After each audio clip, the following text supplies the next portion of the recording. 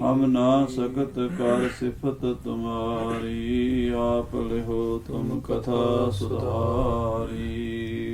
ਸਤਨਾਮ ਸ੍ਰੀ ਵਾਹਿਗੁਰੂ ਸਾਹਿਬ ਜੀ। ਦੋਹਰਾ ਬਿਹਸ ਕਹਿਓ ਸਤਿਗੁਰ ਤਬ ਹੈ, ਫੱਗੋ ਨਿਕਟ ਬੁਲਾਏ। ਸਿੱਖਨ ਗ੍ਰਹਿ ਤੇ ਕਾਰ ਗੁਰ, ਲੇਕੀਨਸ ਇਕ ਥਾਏ। ਵਾਹਿਗੁਰੂ ਜੀ ਕਾ ਖਾਲਸਾ, ਵਾਹਿਗੁਰੂ ਜੀ ਕੀ ਫਤਿਹ। परम सन्मान जो गुरु की साजी नवाजी, गुरु खालसा साध संगत जीओ। जिनके भाग बड़े हैं भाई, तिन साधु संग मुख जुरे। आप जी अत्यंत वडभागे हो, सतगुरां दी पावन पवित्र हजूरी च सुभाएमान हो के अपने मनुखा जीवन दीयां कीमती घड़ियां सफलियां कर रहे हो। निता प्रति सतगुरु जी दा पावन इतिहास सरवण करते हो। ਧੰਨ ਧੰਨ ਸ੍ਰੀ ਗੁਰੂ ਤੇਗ ਬਹਾਦਰ ਸੱਚੇ ਪਾਤਸ਼ਾਹ ਜੀ ਮਹਾਰਾਜ। ਤੇਗ ਬਹਾਦਰ ਸਿਮਰਿਐ, ਘਰ ਨੌ ਨਿਧਿ ਆਵੈ ਧਾਏ, ਸਭ ਥਾਈ ਹੋਏ ਸਹਾਏ। ਆਪਣੇ ਸਿੱਖਾਂ ਦੀਆਂ ਭਾਵਨਾ ਪੂਰੀਆਂ ਕਰਦੇ ਹੋਏ ਮਹਾਰਾਜ ਪੂਰਬ ਨੂੰ ਬਿਆਨਾ ਕੀਤਾ ਹੈ। ਜਿਵੇਂ ਸਾਹਿਬ ਕਲਗੀਧਰ ਪਿਤਾ ਜੀ ਲਿਖਦੇ ਹਨ, ਮੁਰਪਿਤ ਪੂਰਬ ਕੀ ਇਸ ਬਿਆਨਾ, ਭਾਂਤ ਭਾਂਤ ਕੇ ਤੀਰਥ ਨਾਨਾ। ਜਬ ਹੀ ਜਾਤ त्रिवेणी पहे, पुन दान दिन करत बितए। तही प्रकाश हमारा भयो, पटना शहर बिखे भाव लयो। महाराज सच्चे पातशाह जदों पूरब नूं बियाना कीता, ससराम नगर है, उत्थे जाके भाई फग्गो मल दे नवें मकान दी मुहूर्त कीती है। भाई साहब फग्गो मल, चाचा फग्गो जिस नूं कहंदे हां, चाचा फग्गो ने बड़ा सोहना सुंदर मकान तैयार किया और वड्डा दरवाजा रखिया कि सतगुरु आउणगे तां घोड़े दे चढ़े चढ़ाए मेरे घर विच दर्शन देणगे। अंतरजामी सतगुरु चाचे फग्गू दे घर जाक चरण पाए। वो प्रसंग आपां पिछे सरवण कर चुके हाँ। शहर दीयां संगतां बहुत प्यार नाल गुरु साहब दी सेवा कर रहीआं। गुरु साहब कथा कीर्तन द्वारा संगतां नूं निहाल कर रहे ने। बेअंत रौनकां ससराम नगर च लगीਆਂ ਹਨ। ਅਨੰਤ ਨਵੇਂ ਪੁਰਾਣੀ ਗੁਰੂ ਘਰ ਨਾਲ ਜੁੜੇ ਹਨ। ਸਿੱਖੀ ਦਾ ਬਹੁਤ ਪ੍ਰਚਾਰ ਬਿਹਾਰ ਦੇਸ਼ ਵਿੱਚ ਹੋ ਰਿਹਾ ਹੈ। ਸੋ ਸਾਧ ਸੰਗਤ ਜੀ, ਸਤਿਗੁਰੂ ਤੇਗ ਬਹਾਦਰ ਸਾਹਿਬ ਮਹਾਰਾਜ ਸੱਚੇ ਪਾਤਸ਼ਾਹ ਦੇ ਚਰਨਾਂ ਵਿੱਚ, ਮਹਾਰਾਜ ਗੁਰੂ ਸਾਹਿਬ ਜੀ ਦੇ ਚਰਨਾਂ ਵਿੱਚ ਚਾਚਾ ਫੱਗੋ ਮਲ ਨੇ ਜੋ ਜੋ ਬਖਸ਼ਿਸ਼ਾਂ ਪ੍ਰਾਪਤ ਕੀਤੀਆਂ, ਜੋ ਜੋ ਰਹਿਮਤਾਂ ਪ੍ਰਾਪਤ ਕੀਤੀਆਂ, ਉਹਦਾ ਵਰਣਨ ਕਵੀ ਰਾਜ ਭਾਈ ਸੰਤੋਖ ਸਿੰਘ ਜੀ ਕਰ ਰਹੇ ਨੇ। ਮਨ ਬਿਰਤੀਆਂ ਸਤਿਗੁਰੂ ਤੇਗ ਬਹਾਦਰ ਸਾਹਿਬ ਜੀ ਦੇ ਚਰਨਾਂ 'ਚ ਇਕਾਗਰ ਕਰਕੇ ਕਥਾ ਦਾ ਆਨੰਦ ਮਾਣੀਏ। ਪਿਆਰ ਸਹਿਤ ਆਖੀਏ ਸਤਨਾਮ ਸ੍ਰੀ ਵਾਹਿਗੁਰੂ ਸਾਹਿਬ ਜੀ, ਸਤਨਾਮ ਸ੍ਰੀ ਵਾਹਿਗੁਰੂ ਸਾਹਿਬ ਜੀ। ਦੋਹਰਾ ਬਿਹਸ ਕਹਿਓ ਸਤਿਗੁਰ ਤਬ ਹੈ। ਮਹਾਰਾਜ ਸ੍ਰੀ ਗੁਰੂ ਤੇਗ ਬਹਾਦਰ ਸਾਹਿਬ ਜੀ ਇੱਕ ਦਿਨ ਪ੍ਰਸੰਨ ਹੋ ਕੇ, ਖੁਸ਼ ਹੋ ਕੇ ਚਾਚਾ ਫੱਗੋ ਮਲ ਨੂੰ ਕਹਿਣ ਲੱਗੇ, ਫੱਗੋ ਨਿਕਟ ਬੁਲਾਏ। ਫੱਗੋ ਮਲ ਨੂੰ ਆਪਣੇ ਕੋਲ ਬੁਲਾਇਆ ਹੈ ਤੇ ਫੱਗੋ ਗੁਰੂ ਸਾਹਿਬ ਦੇ ਚਰਨਾਂ 'ਚ ਹਾਜ਼ਰ ਹੋਇਆ ਹੈ। ਸਿੱਖਨ ਗ੍ਰਹਿ ਤੇ ਕਾਰ ਗੁਰ। ਮਹਾਰਾਜ ਕਹਿਣ ਲੱਗੇ, ਹੈ ਫੱਗੋ ਮਲ, ਜੋ ਸਾਡੇ ਸਿੱਖ ਹਨ, ਗੁਰੂ ਘਰ ਦੇ ਪ੍ਰੇਮੀ ਹਨ, ਉਹਨਾਂ ਦੇ ਘਰਾਂ ਵਿੱਚੋਂ ਗੁਰੂ ਦੀ ਜੋ ਕਾਰ ਭੇਟਾ ਦਸਵੰਧ ਮਾਇਆ ਹੈ, ਲੇਕੀਨਸ ਇਕ ਥਾਏ। ਉਹ ਸਾਰੀ ਇੱਕ ਥਾਂ ਤੇ ਇਕੱਠੀ ਕਰਕੇ ਗੁਰੂ ਦੇ ਖਜ਼ਾਨੇ ਵਿੱਚ ਜਮ੍ਹਾਂ ਕਰਾਓ। ਚੌਪਈ ਸੋ ਅਬ ਅਰਪਨ ਕੀਜਹ ਆਨ। ਜਿਹੜੀ ਤੁਸੀਂ ਗੁਰੂ ਘਰ ਦੀ ਕਾਰ ਭੇਟਾ ਸੰਗਤ ਕੋਲੋਂ ਇਕੱਠੀ ਕੀਤੀ ਹੋਈ ਹੈ ਦਸਵੰਧ, ਕਿਸੇ ਕਿਸੇ ਗੁਰਸਿੱਖ ਨੇ ਕੋਈ ਕੌਡੀ ਦਮੜੀ ਜੋੜੀ ਹੈ, ਕਿਸੇ ਨੇ ਲੱਖ, ਕਿਸੇ ਨੇ ਕੱਖ, ਜੋ ਵੀ ਕਿਸੇ ਕੋਲ ਤਿਲ ਫੁੱਲ ਮਾਇਆ ਹੈ, ਉਹ ਸਾਰੀ ਇਕੱਤਰ ਕਰਕੇ ਗੁਰੂ ਦੇ ਖਜ਼ਾਨੇ ਵਿੱਚ ਹਾਜ਼ਰ ਕਰੋ। ਹਮ ਚਾਹਤ ਆਗੇ ਪ੍ਰਸਥਾਨ। ਕਿਉਂਕਿ ਹੁਣ ਅਸੀਂ ਅੱਗੇ ਹੋਰ ਨਗਰਾਂ ਨੂੰ, ਹੋਰ ਸ਼ਹਿਰਾਂ ਨੂੰ, ਪੂਰਬ ਵਾਲੇ ਪਾਸੇ, ਪਟਨੇ ਵਾਲੇ ਪਾਸੇ ਜਾਣਾ ਹੈ। ਸੋ ਤੁਸੀਂ ਆਪਣੀ ਕਾਰ ਭੇਟਾ ਦਸਵੰਧ ਲਿਆ ਕੇ ਸਾਰੇ ਨਗਰ ਸਸਰਾਮ ਦਾ ਗੁਰੂ ਚਰਨਾਂ 'ਚ ਹਾਜ਼ਰ ਕਰੋ।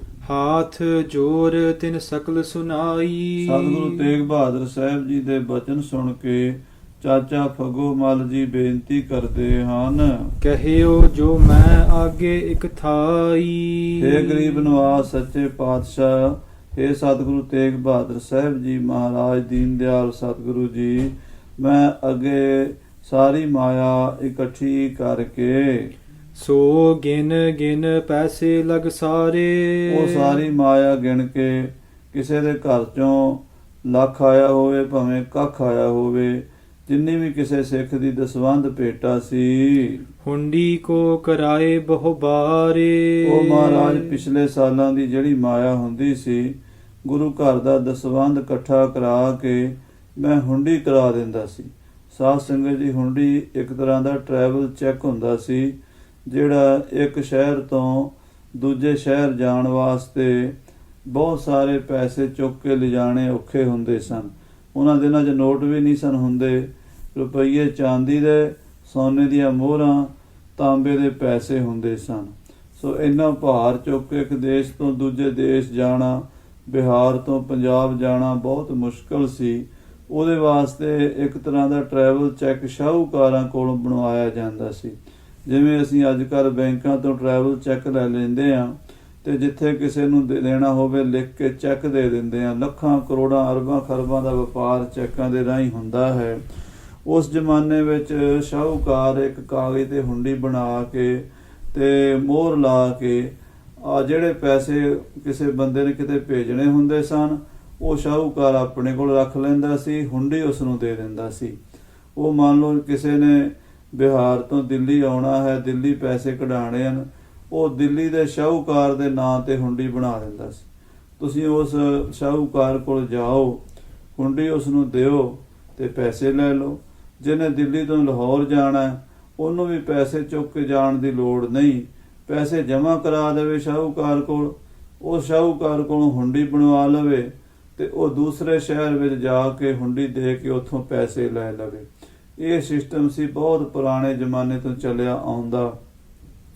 ਸੋ ਭਾਈ ਫੱਗੂ ਮੱਲ ਕਹਿੰਦਾ, ਮਹਾਰਾਜ ਪਹਿਲੇ ਗੁਰੂ ਸਾਹਿਬਾਂ ਦੇ ਸਮੇਂ, 6ਵੇਂ ਪਾਤਸ਼ਾਹ, 7ਵੇਂ ਪਾਤਸ਼ਾਹ ਦੇ ਸਮੇਂ, 8ਵੇਂ ਪਾਤਸ਼ਾਹ ਦੇ ਸਮੇਂ ਜਿੰਨੀ ਮਾਇਆ ਇਕੱਠੀ ਹੁੰਦੀ ਸੀ, ਹਰ ਸਾਲ ਮੈਂ ਹੁੰਡੀ ਕਰਾ ਕੇ ਭੇਜਦਾ ਰਿਹਾ ਹਾਂ। ਰਹਿਓ ਹਜ਼ੂਰ ਪੁਚਾਵਤ ਸੋਈ। ਉਹ ਮਹਾਰਾਜ ਗੁਰੂ ਘਰ ਦੇ ਵਿੱਚ ਮੈਂ ਆਪ ਜੀ ਦੇ ਹਜ਼ੂਰ ਪਹੁੰਚਾਉਂਦਾ ਰਿਹਾ ਹਾਂ। ਛਾਨੀ ਨਹੀਂ ਆਪ ਤੇ ਕੋਈ। ਇਹ ਸਤਿਗੁਰੂ, ਆਪ ਜੀ ਤੋਂ ਕੋਈ ਗੱਲ ਲੁਕੀ ਛਿਪੀ ਨਹੀਂ ਹੈ।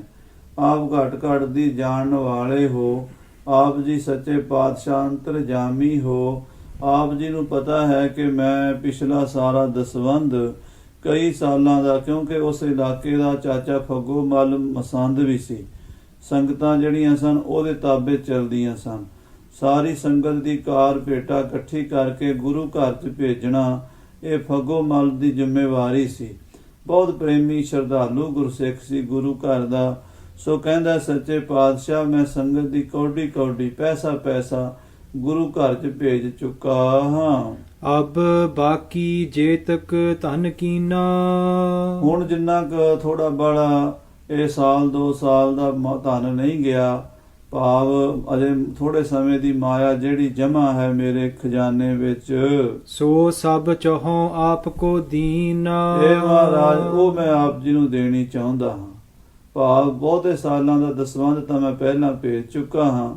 ਇਹ ਥੋੜੇ ਜਿਹੇ ਸਮੇਂ, ਸਾਲ 6 ਮਹੀਨੇ ਦੀ ਦਸਵੰਧ ਕਾਰ ਭੇਟਾ ਸਾਡੇ ਸ਼ਹਿਰ ਦੀ, ਉਹ ਮੈਂ ਆਪ ਜੀ ਦੇ ਚਰਨਾਂ ਵਿੱਚ ਅਰਪਣ ਕਰਨਾ ਚਾਹੁੰਦਾ ਹਾਂ। ਇਮ ਕਹਿ ਦਿਓ ਦਰਬ ਕੋ ਆਨ।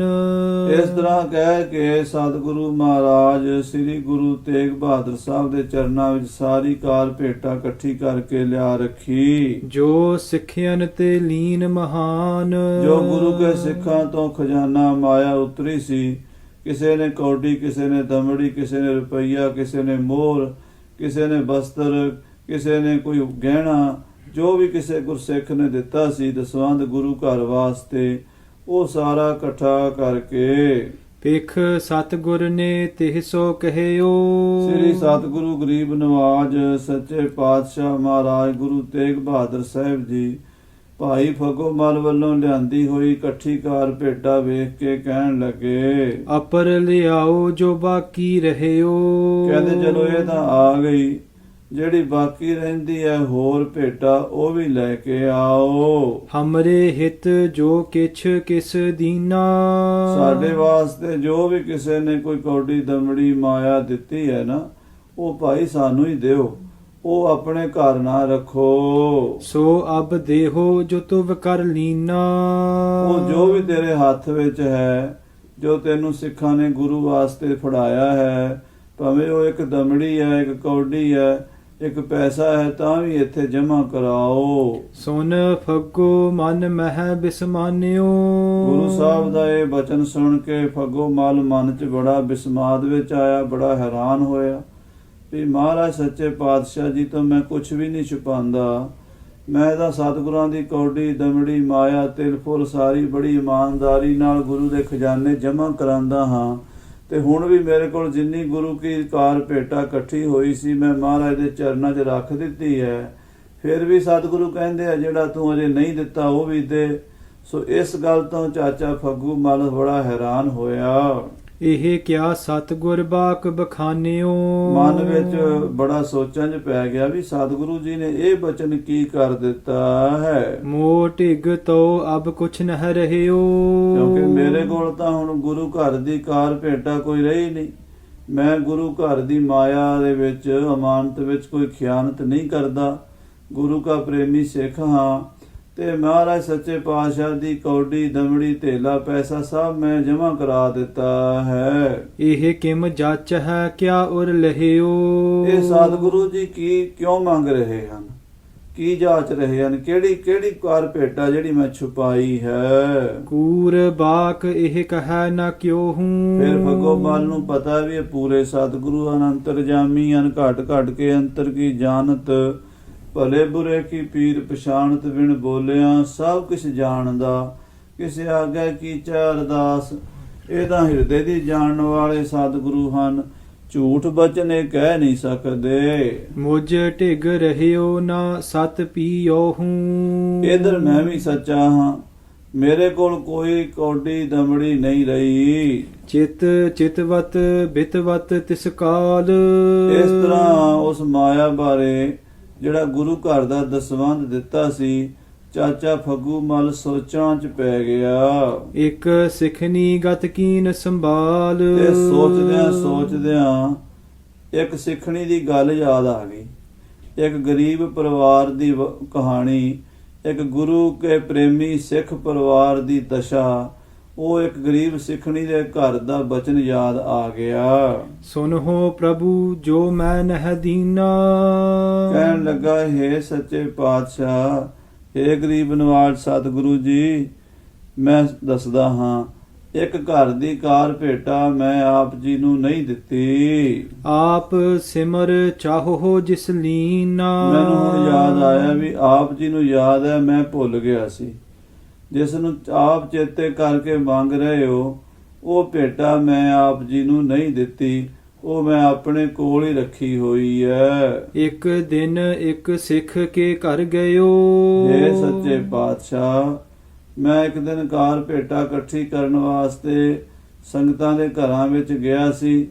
ਸੰਗਤਾਂ ਨੇ ਆਪੋ ਆਪਣੇ ਵੱਲੋਂ ਜੋ ਜੋ ਰੱਖਿਆ ਸੀ, ਗੁਰੂ ਕੇ ਨਿਮਿਤ ਕੌਡੀ ਦਮੜੀ ਮਾਇਆ ਤਿਲ ਫੁੱਲ ਵੱਧ ਘੱਟ ਜੋ ਵੀ ਸੀਗਾ, ਉਹ ਸਾਰਾ ਮੈਨੂੰ ਦਿੱਤਾ।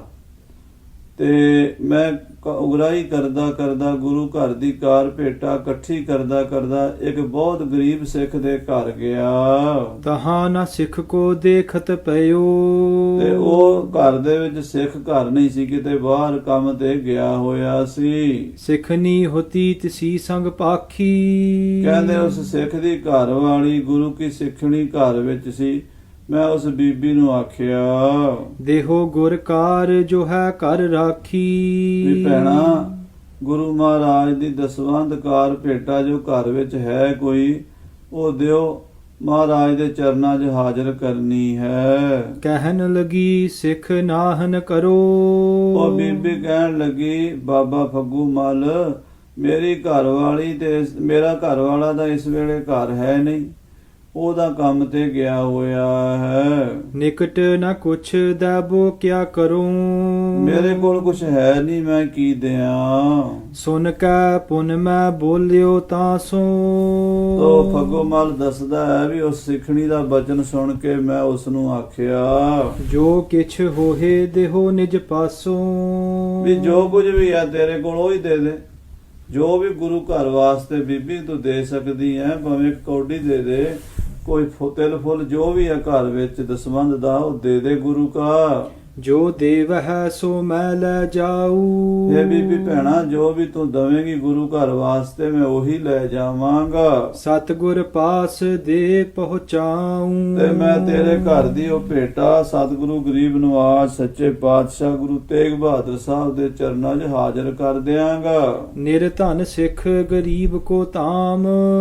ਇਹ ਗਰੀਬ ਨਵਾਜ਼ ਸਤਿਗੁਰੂ, ਉਹ ਸਿੱਖਾਂ ਦਾ ਘਰ ਬਹੁਤ ਗਰੀਬ ਘਰ ਸੀਗਾ, ਬਹੁਤ ਗਰੀਬ ਸਿੱਖ ਦਾ ਘਰ ਸੀ, ਬਾਹਲੀ ਗਰੀਬੀ ਸੀ ਉੱਥੇ। ਕਾਲ ਨਿਬਾਹਤ ਕਰ ਪਰ ਕਾਮ। ਉਹ ਲੋਕਾਂ ਦੇ ਘਰਾਂ 'ਚ ਦਿਹਾੜੀ ਮਜ਼ਦੂਰੀ ਕਰਕੇ ਆਪਣੇ ਬਾਲ ਬੱਚੇ ਪਾਲਦੇ ਸਨ, ਬਾਹਲੇ ਗਰੀਬ ਸਨ। ਭਈ ਸੋ ਕੋਪ ਸੁਨੇ ਬਚ ਮੇਰੇ। ਗਰੀਬੀ ਕਰਕੇ ਘਰ ਦੀ ਦਸ਼ਾ ਬੜੀ ਮਾੜੀ ਸੀ। ਮੈਂ ਜਦੋਂ ਬਾਰ-ਬਾਰ ਉਹਨੂੰ ਆਖਿਆ ਵੀ ਕੁਝ ਹੀ ਦੇ ਦੇ, ਉਹ ਗੁੱਸੇ 'ਚ ਆ ਗਈ, ਨਾਰਾਜ਼ ਹੋ ਗਈ। ਐਸੇ ਕਹਿਣ ਲਗੀ ਤਿਸ ਬੇਰੇ। ਤੇ ਉਹ ਸਿੱਖਣੀ ਗੁੱਸੇ 'ਚ ਆ ਕੇ ਮੈਨੂੰ ਇਸ ਤਰ੍ਹਾਂ ਕਹਿਣ ਲੱਗੀ, ਜੋ ਜੇ ਕਰ ਛੂਛਾ ਗਮਨਤ ਨਾਹੇ। ਕਹਿਣ ਲੱਗੀ ਫੱਗੋਮਲ ਨੂੰ, ਚਾਚਾ ਫੱਗੋਮਲ ਨੂੰ ਕਹਿੰਦੀ, ਬਾਬਾ ਜੇ ਤੂੰ ਵਾਪਸ ਨਹੀਂ ਜਾਂਦਾ ਖਾਲੀ, ਕੂੜਾ ਪਰਿਓ ਅਜਰ ਲੈ ਜਾਹੇ। ਇਸ ਵੇਲੇ ਦੇ ਸਾਡੇ ਘਰ ਆ ਕੂੜਾ ਹੀ ਪਿਆ, ਝਾੜੂ ਫੇਰ ਕੇ ਵਿਹੜੇ ਦਾ ਕੂੜਾ ਸੰਭਲ ਕੇ ਇਕੱਠਾ ਕੀਤਾ ਹੋਇਆ ਸੀ। ਕਹਿੰਦੀ ਆ ਲੈ ਜਾ ਫਿਰ ਤੂੰ। ਮੈਂ ਤੈਨੂੰ ਆਖਿਆ ਵੀ ਸਾਡੇ ਘਰ ਇਸ ਵੇਲੇ ਕੁਛ ਨਹੀਂ ਹੈ, ਜਦੋਂ ਮੇਰਾ ਘਰ ਵਾਲਾ ਆਵੇਗਾ ਕੋਈ ਦਿਹਾੜੀ ਦੱਪਾ ਕਰਕੇ ਮਜ਼ਦੂਰੀ ਕਰਕੇ ਕੋਈ ਲਿਆਵੇਗਾ, ਉਹਦੇ ਵਿੱਚੋਂ ਜੇ ਕੋਈ ਬਚੇਗਾ ਗੁਰੂ ਘਰ ਵਾਸਤੇ ਭੇਜ ਦਿਆਂਗੇ। ਜੋ ਵੀ ਸਾਡੇ ਕੋਲੋਂ ਸੇਵਾ ਹੋ ਸਕੀ ਗਰੀਬੀ ਦਾਵੇ ਦੀ ਕਰਾਂਗੇ। ਪਰ ਤੂੰ ਹੁਣ ਖੇੜੇ ਹੀ ਪੈ ਗਿਆ ਵੀ ਹੁਣੇ ਹੀ ਲੈ ਕੇ ਜਾਣਾ, ਤਾਂ ਫਿਰ ਮੇਰੇ ਘਰ ਇਸ ਵੇਲੇ ਇਸ ਕੂੜੇ ਤੋਂ ਇਲਾਵਾ ਕੁਛ ਨਹੀਂ ਹੈ। ਅਪਰ ਕਹਾਂ ਦੇਵੋ ਤੁਮ ਹਾਥ। ਹੋਰ ਮੈਂ ਤੈਨੂੰ ਕੀ ਦਿਆਂ ਹੁਣ? ਜਦੋਂ ਮੈਂ ਆਖਿਆ ਵੀ ਮੇਰਾ ਪਤੀ ਆਵੇਗਾ ਤੇ ਉਦੋਂ ਤੈਨੂੰ ਸਭ ਕੁਝ ਜੋ ਵੀ ਸਾਡੇ ਕੋਲ ਹੋਵੇਗਾ ਅਸੀਂ ਦਸਵੰਧ ਆਪਣੇ ਵੱਲੋਂ ਕੱਢਾਂਗੇ ਥੋੜਾ ਬਾਲਾ। ਪਰ ਹੁਣ ਇਸ ਵੇਲੇ ਸਾਡੇ ਘਰ ਤੇ ਖਾਣ ਨੂੰ ਆਟਾ ਵੀ ਕੋਈ ਨਹੀਂ। ਸ਼ਾਮ ਨੂੰ ਹੀ ਅਸੀਂ ਆਪਣੇ ਬੱਚਿਆਂ ਵਾਸਤੇ ਕੁਝ ਕਮਾ ਕੇ ਲਿਆਣਾ ਹੈ ਤੇ ਤੁਰਤ ਪਕਾਣਾ ਹੈ ਤੇ ਤੁਰਤ ਖਾਣਾ ਹੈ। ਇਸ ਕਰਕੇ ਸਾਡੇ ਘਰ ਗਰੀਬੀ ਦੀ ਦਸ਼ਾ ਵੇਖ ਤੇ ਹੁਣ ਚਲਾ ਜਾ ਵਾਪਸ, ਤੇ ਜੇ ਤੂੰ ਨਹੀਂ ਮੁੜਦਾ ਤੇ ਆ ਫਿਰ ਕੂੜਾ ਲੈ ਜਾ। ਲਿਆਏ ਕਮਾਏ ਨਾ ਘਰ ਕੋ ਨਾਥ। ਮੇਰਾ ਘਰ ਵਾਲਾ ਇਸ ਵੇਲੇ ਘਰ ਨਹੀਂ, ਉਹ ਲਿਆ ਕੇ ਆਵੇਗਾ, ਕੁਝ ਕਮਾਈ ਕਰਕੇ ਲਿਆਏਗਾ, ਫਿਰ ਅਸੀਂ ਰੋਟੀ ਖਾਵਾਂਗੇ। ਮੈਂ ਸੁਨ ਬਿਨਾ ਕੀਨ ਤਬ ਇਹੋ। ਹਾਂ, ਫੱਗੋਮਲ ਗੁਰੂ ਤੇਗ ਬਹਾਦਰ ਸਾਹਿਬ ਨੂੰ ਦੱਸ ਰਿਹਾ ਹੈ, ਹੇ ਸੱਚੇ ਪਾਤਸ਼ਾਹ, ਉਸ ਬੀਬੀ ਦਾ ਬਚਨ ਸੁਣ ਕੇ ਮੈਂ ਆਖਿਆ ਹਿਰਦੇ ਭਾਵਨਾ ਸੋ ਤੁਮ ਦੇਹੋ। ਇਹ ਭੈਣਾ ਵੀ ਜਿਹੜੀ ਤੇਰੀ ਭਾਵਨਾ ਤੂੰ ਉਹੀ ਦੇ ਦੇ। ਮੈਂ ਤੈਨੂੰ ਇਹੀ ਕਿਹਾ ਨਾ ਵੀ ਜੋ ਵੀ ਤੇਰੀ ਭਾਵਨਾ ਤੂੰ ਦੇ ਦੇ ਮੈਂ ਲੈ ਜਾਵਾਂਗਾ। ਪਰ ਅੰਜੁਲ ਰਿਸ਼ਤੇ ਉਰ ਪੂਰਾ। ਉਹ ਮਾਈ ਨੂੰ ਗੁੱਸਾ ਆ ਗਿਆ, ਤੇ ਗੁੱਸਾ ਗਰੀਬੀ ਕਰਕੇ ਆ ਹੀ ਜਾਂਦਾ। ਜਦੋਂ ਕਿਸੇ ਦੇ ਘਰ ਹੋਵੇ ਕੁਛ ਨਾ ਤੇ ਮੰਗਣ ਵਾਲਾ ਬੂਹੇ ਤੇ ਖੜਾ ਹੋਵੇ ਤੇ ਉਹ ਬੇਬਸੀ ਦੇ ਵਿੱਚ ਬੰਦਾ ਫਿਰ ਆਪਣਾ ਤਵਾਜ਼ਨ ਖੋ ਲੈਂਦਾ। ਉਹ ਬੀਬੀ ਗੁੱਸੇ 'ਚ ਆਈ ਤੇ ਉਹਨੇ ਬੁੱਕ ਭਰ ਕੇ ਕੂੜੇ ਦਾ ਮਮ ਅੰਚਲ ਸੰਗ ਬੰਧਿਓ ਕੂਰਾ ਮੇਰੇ ਪੱਲੇ ਬੰਨ੍ਹ ਦਿੱਤਾ। ਮੈਂ ਜਿਹੜਾ ਗਲ 'ਚ ਹਜੂਰੀਆ ਪਾਇਆ ਸੀ, ਪਰਨਾ ਪਾਇਆ ਸੀ, ਉਹਨੇ ਮੇਰੇ ਪੱਲੇ ਦੇ ਵਿੱਚ ਕੂੜਾ ਹੀ ਪਾ ਦਿੱਤਾ। ਸੋ ਮੈਂ ਤਿਸੀ ਰੀਤ ਲੈ ਆਇਓ। ਤੇ ਮੈਂ ਗੁਰੂ ਦਾ ਭਾਣਾ ਮੰਨ ਕੇ ਉਹ ਕੂੜਾ ਪੱਲੇ ਬੰਨ ਕੇ ਹੱਥੇ ਲੈ ਆਇਆ ਗੁਰੂ ਘਰ ਦੇ ਵਿੱਚ। ਗ੍ਰਹਿ ਮਹਿ ਖੋਲਿਓ ਅਵਨ ਗਿਰਾਇਓ। ਤੇ ਮਹਾਰਾਜ ਮੈਂ ਉਹ ਖੋਲ ਕੇ ਆਪਣੇ ਵਿਹੜੇ 'ਚ ਸਿੱਟ ਦਿੱਤਾ। ਤਿਸ ਮਹਿ ਏਕ ਪਰੀ ਮੈਂ ਹੇਰੀ। ਉਹਦੇ ਵਿੱਚ ਮਹਾਰਾਜ ਸੱਚੇ ਪਾਤਸ਼ਾਹ ਜੀ, ਉਹਦੇ ਵਿੱਚ ਇੱਕ ਗਿਟਕ ਵੇਖੀ ਐ ਮੈਂ। ਬਦਰੀ ਫਲ ਕੀ ਗਿਟਕ ਬਡੇਰੀ। ਮਹਾਰਾਜ ਉਹ ਕੂੜਾ ਜਿਹੜਾ ਸੀ ਉਹ ਲੱਗਦਾ ਵੀ ਉਸ ਗਰੀਬ ਸਿੱਖ ਦੇ ਬੱਚਿਆਂ ਨੇ ਕਿਤੇ ਰਾਤ ਬੇਰ ਖਾਦੇ ਹੋਣੇ ਆ, ਤੇ ਉਹਦੇ 'ਚ ਬੇਰੀਆਂ ਦੀਆਂ ਗਿਟਕਾਂ ਉਹਨਾਂ ਨੇ ਜੂਠੀਆਂ ਸਿੱਟੀਆਂ ਹੀ ਸਨ। ਝਾੜੂ ਦੇ ਨਾਲ ਬੀਬੀ ਨੇ ਜਦੋਂ ਘਰ ਸੰਭਰਿਆ ਤਾਂ ਉਹਦੇ ਵਿੱਚ ਉਹ ਗਿਟਕਾਂ ਵੀ ਕੂੜੇ ਵਿੱਚ ਆ ਗਈਆਂ। ਸੋ ਮੈਂ ਇਹਾ ਬੋਏ ਕਰ ਦੀਨ, ਮਹਾਰਾਜ ਉਹ ਮੈਂ ਇੱਥੇ ਬੀਜ ਦਿੱਤੀਆਂ ਹਨ। ਤਿਸ ਤੇ ਬਦਰੀ ਕੋ ਤਰ ਚੀਨ, ਉਹਦੇ ਤੋਂ ਆ ਬੇਰੀ ਦਾ ਬੂਟਾ ਲੱਗ ਗਿਆ ਹੈ। ਤੁਮ ਅੰਤਰ ਜਾਮੀ ਸਭ ਜਾਨੀ, ਮਹਾਰਾਜ ਆਪ ਅੰਤਰ ਜਾਮੀ ਜਾਣੀ ਜਾਣ ਹੋ, ਆਪ ਜੀ ਨੇ ਜਾਣ ਲਿਆ ਹੈ। ਕਾਰ ਆਪ ਕੀ ਇਹ ਨਿਸ਼ਾਨੀ, ਇਹ ਮਹਾਰਾਜ ਜਿਹੜੀ ਬੇਰੀ ਹੈ ਨਾ, ਇਹ ਤੁਹਾਡੇ ਦਸਵੰਧ ਦੀ ਨਿਸ਼ਾਨੀ ਹੈ। ਇਹ ਤੁਹਾਡੇ ਗਰੀਬ ਸਿੱਖ ਦੇ ਘਰ ਚੋਂ ਆਈ ਹੋਈ ਗਿਟਕ, ਜਿਹੜੀ ਉਹਦੇ ਬੱਚਿਆਂ ਨੇ ਖਾ ਕੇ ਕਿਤੇ ਸਿੱਟੀ ਸੀ ਤੇ ਉਹ ਗਿਟਕ ਕੂੜੇ ਵਿੱਚ ਆਈ ਸੀ। ਗਰੀਬ ਨਵਾਜ਼ ਪਾਤਸ਼ਾਹ, ਇਹ ਵੀ ਤੁਹਾਡਾ ਦਸਵੰਧ ਸੰਗਤ ਵੱਲੋਂ ਆਇਆ ਹੈ। ਲੀਜੈ ਸੋ ਸਿੱਖ ਕਰੋ ਸਹਾਏ। ਮਹਾਰਾਜ ਗਰੀਬ ਨਵਾਜ਼ ਜੀ, ਇਹ ਹੁਣ ਆਪ ਪ੍ਰਵਾਨ ਕਰ ਲਓ, ਇਹ ਤੁਹਾਡਾ ਹੈ ਇਹ ਬੂਟਾ ਬੇਰੀ ਦਾ, ਤੇ ਉਸ ਗਰੀਬ ਸਿੱਖ ਦੀ ਸਹਾਇਤਾ ਕਰੋ, ਉਹਦਾ ਭਲਾ ਕਰੋ ਜਿਹਦੇ ਘਰ 'ਚ ਅੰਤਾਂ ਦੀ ਗਰੀਬੀ ਹੈ, ਜਿਸ ਕਰਕੇ ਉਹ ਗੁਰੂ ਘਰ ਦਾ ਦਸਵੰਧ ਵੀ ਨਹੀਂ ਦੇ ਸਕਦੇ। ਅੰਸ ਗੁਰੂ ਇਹੋ ਤਰ ਨਿਪਜਾਏ, ਸੱਚੇ ਪਾਤਸ਼ਾਹ ਗੁਰੂ ਘਰ ਦੀ ਅੰਸ਼ ਹੈ, ਗੁਰੂ ਕੇ ਦਸਵੰਧ ਦਾ ਹਿੱਸਾ ਹੈ ਬੇਰੀ। ਇਹ ਧਰਤੀ ਮਾਤਾ ਵਿੱਚੋਂ ਪੈਦਾ ਹੋਈ ਹੈ। ਗਨ ਸਿੱਖਿਅਨ ਮਹਿ ਸੁਨਤ ਪ੍ਰਸੰਸੇ, ਸ੍ਰੀ ਗੁਰੂ ਤੇਗ ਬਹਾਦਰ ਸਾਹਿਬ ਸੰਗਤ 'ਚ ਬੈਠੇ ਸਨ, ਆਲੇ ਦੁਆਲੇ ਸਿੱਖ ਬੈਠੇ ਸਨ, ਤੇ ਮਹਾਰਾਜ ਸੱਚੇ ਪਾਤਸ਼ਾਹ ਭਾਈ ਫੱਗੋਮਲ ਦੇ ਬਚਨ ਸੁਣ ਕੇ ਕਹਿਓ ਗੁਰੂ ਸਿੱਖ ਤੂੰ ਧਨ ਧੰਨੇ, ਬਾਬੇ ਫੱਗੋਮਲ ਦੀ ਪ੍ਰਸ਼ੰਸਾ ਕਰਦੇ, ਕਹਿੰਦੇ ਫੱਗੋਮਲ ਤੁਸੀਂ ਧਨ ਹੋ, ਜਿਨ੍ਹਾਂ ਮਨ ਵਿੱਚ ਇੰਨੀ ਨਿਮਰਤਾ ਰੱਖੀ ਹੈ, ਇੰਨੀ ਸੋਝੀ ਰੱਖੀ ਹੈ। ਗੁਰਮੁਖ ਪਰ ਸਵਾਰਥ ਕੋ ਕਰਤਾ, ਤੁਸੀਂ ਗੁਰਮੁਖਾਂ ਦੇ ਉੱਤੇ, ਗਰੀਬਾਂ ਉੱਤੇ ਪਰ ਸਵਾਰਥ ਕਰਨ ਵਾਲੇ ਹੋ। ਤੁਸੀਂ ਗੁਰਮੁਖ ਹੋ, ਤੇ ਗੁਰਮੁਖ ਜਿਹੜਾ ਹੈ ਦੂਜਿਆਂ ਦਾ ਭਲਾ ਕਰਦਾ ਹੈ। ਗੁਰਮੁਖ ਪਰਉਪਕਾਰੀ ਹੁੰਦੇ ਹਨ। ਹਿਰਦੈ ਲੋਭ ਹੰਕਾਰ ਨਾ ਧਰਤਾ, ਮਨ ਦੇ ਵਿੱਚ ਕਿਸੇ ਤਰ੍ਹਾਂ ਦਾ ਲੋਭ ਲਾਲਚ ਵੀ ਨਹੀਂ ਰੱਖਦੇ, ਤੇ ਮਨ ਵਿੱਚ ਹੰਕਾਰ ਵੀ ਨਹੀਂ ਰੱਖਦੇ, ਕਿਉਂਕਿ ਹੰਕਾਰੀ ਬੰਦਾ ਤਾਂ ਕਿਸੇ ਦੇ ਘਰ ਦਾ ਕੂੜਾ ਲਿਆ ਨਹੀਂ ਸਕਦਾ, ਬਲਕਿ ਕੂੜਾ ਦੇਣ ਵਾਲੇ ਨੂੰ ਬੜੇ ਦੁਰਬਚਨ ਬੋਲੇਗਾ, ਲੜੇਗਾ, ਝਗੜਾ ਕਰੇਗਾ, ਮਾੜੇ ਬਚਨ ਕਰੇਗਾ। ਤੁਸੀਂ ਤਾਂ ਬੜੇ ਸਬਰ ਸੰਤੋਖ ਦੇ ਨਾਲ ਉਹ ਕੂੜਾ ਲਿਆਂਦਾ ਤੇ ਉਹਦੇ ਵਿੱਚੋਂ ਵੀ ਇਹ ਬੇਰੀ ਦਾ ਬੂਟਾ ਪ੍ਰਗਟ ਕਰ ਲਿਆ। ਤੁਹਾਡੇ ਤੇ ਗੁਰੂ ਨਾਨਕ ਸਾਹਿਬ ਦੀ ਬੜੀ ਕਿਰਪਾ ਹੈ। ਗੁਰ ਕਾਰਜ ਕੋ ਕਰਤ ਆਰੰਭ, ਗੁਰੂ ਘਰ ਦਾ ਕਾਰਜ ਆਰੰਭ ਕਰਨ ਲੱਗਿਆ। ਸਿੱਖੀ ਥੰਬਨ ਕੇ ਤੁਮ ਥੰਮ, ਤੇ ਗੁਰੂ ਕੇ ਸਿੱਖ ਜਿਹੜੇ ਹਨ ਉਹ ਆਪਾ ਭਾਵ ਗਵਾ ਕੇ ਸੇਵਾ ਕਰਦੇ, ਤਾਂ ਹੀ ਗੁਰੂ ਘਰ ਦੇ ਕਾਰਜ ਵੱਡੇ ਮਹਾਨ ਹੁੰਦੇ ਹਨ। ਸੋ ਤੁਸੀਂ ਗੁਰੂ ਘਰ ਦਾ ਕਾਰਜ ਕੀਤਾ ਹੈ, ਆਪਣੇ ਆਪ ਨੂੰ ਗਵਾ ਲਿਆ ਹੈ, ਆਪਾ ਭਾਵ ਨਹੀਂ ਜਣਾਇਆ। ਸਿੱਖੀ ਮੰਡਲ ਦੇ ਤੁਸੀਂ ਥੰਬ ਹੋ। ਸਿੱਖਾਂ ਦਾ ਜੋ ਸਿੱਖੀ ਦਾ ਮਹਿਲ ਹੈ ਸਾਧ ਸੰਗਤ ਜੀ, ਜਿਵੇਂ ਕਿਸੇ ਬਿਲਡਿੰਗ ਨੂੰ ਪਿੱਲਰਾਂ ਤੇ ਖੜਾ ਕੀਤਾ ਜਾਂਦਾ, ਜੇ ਪਿੱਲਰ ਨਾ ਹੋਣ, ਕੰਧਾਂ ਨਾ ਹੋਣ ਤੇ ਛੱਤ ਕਿੱਥੇ ਪਾਵਾਂਗੇ। ਇਹ ਸਿੱਖੀ ਦਾ ਮਹਿਲ ਖੜਾ ਹੁੰਦਾ ਗੁਰਸਿੱਖਾਂ ਦੀ ਘਾਲ ਕਮਾਈ ਤੇ ਘਾਲ ਕਮਾਈ ਹੁੰਦੀ ਹੈ ਮਨ ਨੀਵਾਂ ਤੇ ਮਤ ਉੱਚੀ ਨਾਲ। ਜਿਹੜੇ ਸਿੱਖ ਮਨ ਨੀਵਾਂ ਕਰਕੇ ਆਪਾ ਭਾਵ ਗਵਾ ਕੇ ਗੁਰੂ ਪੰਥ ਦੀ ਸੇਵਾ ਕਰਦੇ ਹੈ, ਉਹਨਾਂ ਦੀਆਂ ਘਾਲਣਾ ਕਮਾਈਆਂ ਨਾਲ ਬੜੇ ਬੜੇ ਵੱਡੇ ਕਾਰਜ ਹੁੰਦੇ ਹੈ। ਬੜੇ ਬੜੇ ਵੱਡੇ ਪੰਥ ਦੇ ਅਸਥਾਨ ਬਣੇ ਹਨ, ਸਰੋਵਰ ਬਣੇ ਹਨ, ਬਿਲਡਿੰਗਾਂ ਤਖਤ ਬਣੇ ਹਨ, ਸਰਾਵਾਂ ਬਣੀਆਂ ਹਨ, ਜਿਨ੍ਹਾਂ ਗੁਰਸਿੱਖਾਂ ਨੇ ਘਾਲਣਾ ਘਾਲੀ। ਔਰ ਸਾਧ ਸੰਗਤ ਜੀ ਬੜੀਆਂ ਬੜੀਆਂ ਵੱਡੀਆਂ ਸੰਸਥਾਵਾਂ ਕਾਇਮ ਹੋਈਆਂ।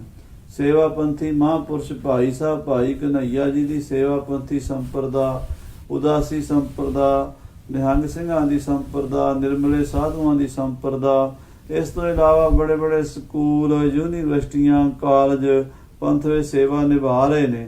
ਇਹ ਸਾਰੀਆਂ ਗੁਰਸਿੱਖਾਂ ਦੀਆਂ ਕਮਾਈਆਂ ਨੇ, ਜਿਨ੍ਹਾਂ ਨੇ ਨਿਰਸਵਾਰਥ ਹੋ ਕੇ ਪੰਥ ਦੇ ਲਈ ਕੁਰਬਾਨੀਆਂ ਕੀਤੀਆਂ, ਦੇਗਾਂ ਚਲਾਈਆਂ, ਤੇਗਾਂ ਵਾਹੀਆਂ। ਅਰਦਾਸ ਵਿੱਚ ਆਪਾਂ ਉਹਨਾਂ ਪਿਆਰਿਆਂ ਸੱਚਿਆਰਿਆਂ ਨੂੰ ਯਾਦ ਕਰਦੇ ਹਾਂ, ਤੇ ਇਹ ਭਾਈ ਫੱਗੋਮਲ ਵੀ ਉਹਨਾਂ ਪਿਆਰਿਆਂ ਸੱਚਿਆਰਿਆਂ ਵਿੱਚ ਗਿਣਿਆ ਗਿਆ।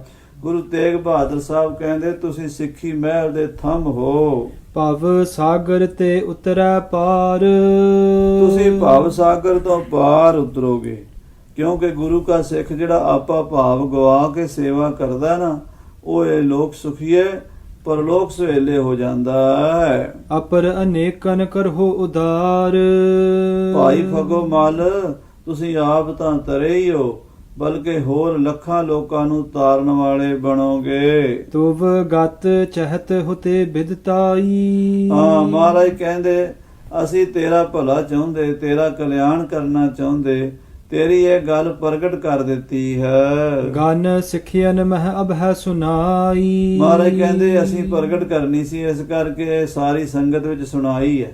ਆਉਣ ਵਾਲੇ ਸਿੱਖਾਂ ਨੂੰ ਵੀ ਇਸ ਤੋਂ ਸੋਝੀ ਮਿਲੇਗੀ ਵੀ ਗੁਰੂ ਘਰ ਦੇ ਮਸੰਦ, ਗੁਰੂ ਘਰ ਦੇ ਪ੍ਰਬੰਧਕ, ਪਹਿਲਾਂ ਮਸੰਦ ਕਹਿੰਦੇ ਸੀ, ਫਿਰ ਮਹੰਤ ਕਹਿੰਦੇ ਸੀ, ਅੱਜ ਕੱਲ ਪ੍ਰਬੰਧਕ ਕਹਿ ਲੈਂਦੇ ਆਪਾਂ, ਮੈਨੇਜਰ ਕਹਿ ਲੈਂਦੇ ਆ, ਕਮੇਟੀਆਂ ਬਣ ਗਈਆਂ ਜਦੋਂ ਦੀਆਂ। ਕੰਮ ਤਾਂ ਉਹੀ ਹੈ, ਗੁਰੂ ਘਰ ਦੀ ਸੇਵਾ ਕਰਨੀ, ਪ੍ਰਬੰਧ ਚਲਾਣੇ, ਗੁਰਦੁਆਰਿਆਂ ਦੇ ਲੰਗਰਾਂ ਦੇ, ਗੁਰੂ ਮਹਾਰਾਜ ਦੀ ਕਾਰ ਭੇਟਾ ਦਸਵੰਧ ਇਕੱਠੀ ਕਰਨੀ, ਗੁਰੂ ਘਰ ਦੀ ਕਾਰ ਭੇਟਾ ਦਸਵੰਧ ਗੁਰੂ ਦੇ ਖਜ਼ਾਨੇ 'ਚ ਜਮ੍ਹਾਂ ਕਰਾਣੀ, ਗੁਰੂ ਘਰ ਦੇ ਕਾਰਜ ਜਿਵੇਂ ਜੇ ਵੀ ਸਮੇਂ ਅਨੁਸਾਰ ਹੁੰਦੇ ਆ, ਲੰਗਰਾਂ ਦੀ ਸੇਵਾ, ਹਸਪਤਾਲਾਂ ਦੀ ਸੇਵਾ, ਸਕੂਲਾਂ ਕਾਲਜਾਂ ਦੀ ਸੇਵਾ, ਪੰਥਕ ਕਾਰਜਾਂ ਦੀ, ਉਹ ਮਾਇਆ ਉੱਥੇ ਖਰਚਣੀ। ਜਿਹੜੇ ਇਸ ਤਰ੍ਹਾਂ ਨਿਮਰਤਾ ਦੇ ਨਾਲ ਗੁਰੂ ਘਰ ਦੀ ਮਾਇਆ ਇਕੱਠੀ ਕਰਦੇ ਹਨ ਤੇ ਗੁਰੂ ਕੀ ਮਾਇਆ ਗੁਰੂ ਦੇ ਨਮੇਤੀ ਖਰਚਦੇ ਹਨ ਚੰਗੇ ਤਰੀਕੇ ਨਾਲ, ਉਹਨਾਂ ਨੂੰ ਸੱਚੇ ਪਾਤਸ਼ਾਹ ਵੱਲੋਂ ਸਰੋਪੇ ਮਿਲਦੇ ਹਨ, ਸਨਮਾਨ ਮਿਲਦਾ ਹੈ। ਤੇ ਜਿਹੜੇ ਮਸੰਦ ਜਾਂ ਮਹੰਤ ਜਾਂ ਪ੍ਰਬੰਧਕ ਜਾਂ ਕਮੇਟੀਆਂ ਵਾਲੇ ਵੀ ਹੋਣ ਭਾਵੇਂ, ਉਹ ਗੁਰੂ ਕੀ ਮਾਇਆ ਦਾ ਦੁਰਵਰਤੋਂ ਕਰਦੇ ਹਨ, ਉਹਨਾਂ ਉੱਤੇ ਗੁਰੂ ਦੀਆਂ ਖੁਸ਼ੀਆਂ ਨਹੀਂ ਹੁੰਦੀਆਂ। ਸੋ ਸੱਚੇ ਪਾਤਸ਼ਾਹ ਕਹਿੰਦੇ ਫਗੋ ਮਲ, ਤੁਸੀਂ ਗੁਰੂ ਘਰ ਦੇ ਮਸੰਦ ਹੋ, ਤੁਸੀਂ ਆਪਣਾ ਆਪ ਵੀ ਤਾਰ ਲਿਆ ਹੈ ਤੇ ਤੁਹਾਡੇ ਕਰਕੇ ਬੇਅੰਤ ਸੰਗਤਾਂ ਦਾ ਉਧਾਰ ਹੋਵੇਗਾ। ਗੁਣ ਗਨ ਆਪਣੇ ਪਰ ਕੋ ਦੇਸ਼। ਗੁਣ ਗਨ ਆਪਣੇ ਪਰ ਕੋ ਦੋਸ਼। ਕਹਿੰਦੇ ਜਿਹੜੇ ਮਹਾਂਪੁਰਸ਼ ਹੁੰਦੇ ਨੇ ਆਪਣੇ ਗੁਣਾਂ ਨੂੰ ਛੁਪਾਉਂਦੇ ਨੇ ਤੇ ਦੂਜੇ ਦੇ ਦੋਸ਼ਾਂ ਨੂੰ ਛੁਪਾਉਂਦੇ ਨੇ, ਤੇ ਜਿਹੜੇ ਸੰਸਾਰੀ ਲੋਕ ਹੁੰਦੇ ਨੇ ਉਹ ਆਪਣੇ ਗੁਣ ਤਾਂ ਲੋਕਾਂ ਨੂੰ ਦੱਸਦੇ ਨੇ, ਆਪਣੇ ਔਗਣ ਛੁਪਾ ਲੈਂਦੇ ਨੇ, ਦੂਜਿਆਂ ਦੇ ਗੁਣ ਛੁਪਾ ਲੈਂਦੇ ਨੇ, ਦੂਜਿਆਂ ਦੇ ਦੋਸ਼ ਦੱਸਦੇ ਨੇ। ਸਾਡੀ ਇਹੀ ਹਾਲਤ ਹੈ, ਆਪਣੀ ਕੋਈ ਕਮਜ਼ੋਰੀ ਹੋਵੇ ਅਸੀਂ ਛੁਪਾ ਲੈਣੀ, ਕਿਸੇ ਨੂੰ ਦੱਸਣੀ ਨਹੀਂ, ਸਾਡੀ ਕਿਸੇ ਕਮਜ਼ੋਰੀ ਦਾ ਕਿਸੇ ਨੂੰ ਪਤਾ ਨਾ ਲੱਗ ਜਾਵੇ, ਇਦਾਂ ਅਸੀਂ ਹਰ ਵੇਲੇ ਸੋਚਦੇ ਹਾਂ। ਤੇ ਸਾਡੇ ਗੁਣਾਂ ਦਾ ਸਾਰਿਆਂ ਨੂੰ ਪਤਾ ਲੱਗੇ, ਆਪਣੇ ਮੂੰਹ ਤੋਂ ਮੀਆਂ ਮਿੱਠੂ ਬਣ ਕੇ ਲੋਕਾਂ ਨੂੰ ਦੱਸਦੇ ਹਾਂ, ਆਪਣਾ ਪ੍ਰਚਾਰ ਅਖਬਾਰਾਂ ਵਿੱਚ, ਮੀਡੀਆ ਵਿੱਚ ਅਸੀਂ ਕਰਾਉਂਦੇ ਹਾਂ ਵੀ ਸਾਨੂੰ ਸਾਰੇ ਪਾਸੇ ਲੋਕ ਜਾਣ ਲੈਣ ਵੀ ਫਲਾਣਾ ਬੰਦਾ ਬੜਾ ਪਰਉਪਕਾਰੀ ਹੈ, ਉਹਨੇ ਪੰਥ ਦੀ ਆਹ ਸੇਵਾ ਕੀਤੀ ਹੈ, ਗੁਰੂ ਘਰਾਂ ਦੀ ਸੇਵਾ ਕੀਤੀ ਹੈ। ਸੋ ਇਹ ਦੂਜੇ ਪਾਸੇ ਦੂਜਾ ਬੰਦਾ ਕੋਈ ਉਹਨੇ ਚੰਗਾ ਕੀਤਾ ਹੋਵੇ ਉਹ ਅਸੀਂ ਨਹੀਂ ਦੱਸਦੇ, ਤੇ ਜੇ ਉਹਨੇ ਕੋਈ ਗਲਤੀ ਕੀਤੀ ਹੋਵੇ ਅਸੀਂ ਉਹਦਾ ਫਿਰ ਪੂਰਾ ਦੁਨੀਆ ਵਿੱਚ ਇਸ਼ਤਿਹਾਰ ਛਪਾ ਕੇ ਲਾਉਂਦੇ ਹਾਂ। ਇਹ ਸਾਧ ਸੰਗਤ ਜੀ ਮਨਮੁਖਤਾ ਦੀ ਨਿਸ਼ਾਨੀ ਹੈ। ਜੇ ਗੁਰਮੁਖ ਬਣਨਾ ਹੈ ਤਾਂ ਫਿਰ ਆਪਣੇ ਔਗਣ ਦਸੀਏ, ਦੂਜਿਆਂ ਦੇ ਗੁਣ ਦਸੀਏ, ਤੇ ਆਪਣੇ ਗੁਣਾਂ ਨੂੰ ਛੁਪਾਈਏ, ਦੂਜਿਆਂ ਦੇ ਔਗਣਾਂ ਨੂੰ ਛੁਪਾਈਏ, ਫਿਰ ਗੱਲ ਬਣੇਗੀ। ਸੋ ਮਹਾਰਾਜ ਗੁਰੂ ਤੇਗ ਬਹਾਦਰ ਸਾਹਿਬ ਜੀ ਚਾਚਾ ਫਗੋ ਮਲ ਦੀ ਸੰਗਤ ਵਿੱਚ ਵਡਿਆਈ ਕਰ ਰਹੇ ਹਨ। ਚਹਤ ਛਪਾਏ ਯੁਤ ਸੰਤੋਸ਼। ਕਹਿੰਦੇ ਭਾਈ ਫਗੋ ਮਲ ਜੀ, ਤੁਹਾਨੂੰ ਤੁਸੀਂ ਜਿਹੜਾ ਤੁਸੀਂ ਆਪਣੇ ਗੁਣਾਂ ਨੂੰ ਛੁਪਾ ਕੇ ਬੈਠੇ ਹੋ, ਸੇਈ ਸਿੱਖ ਭਲੇ ਮਮ ਪਿਆਰੇ।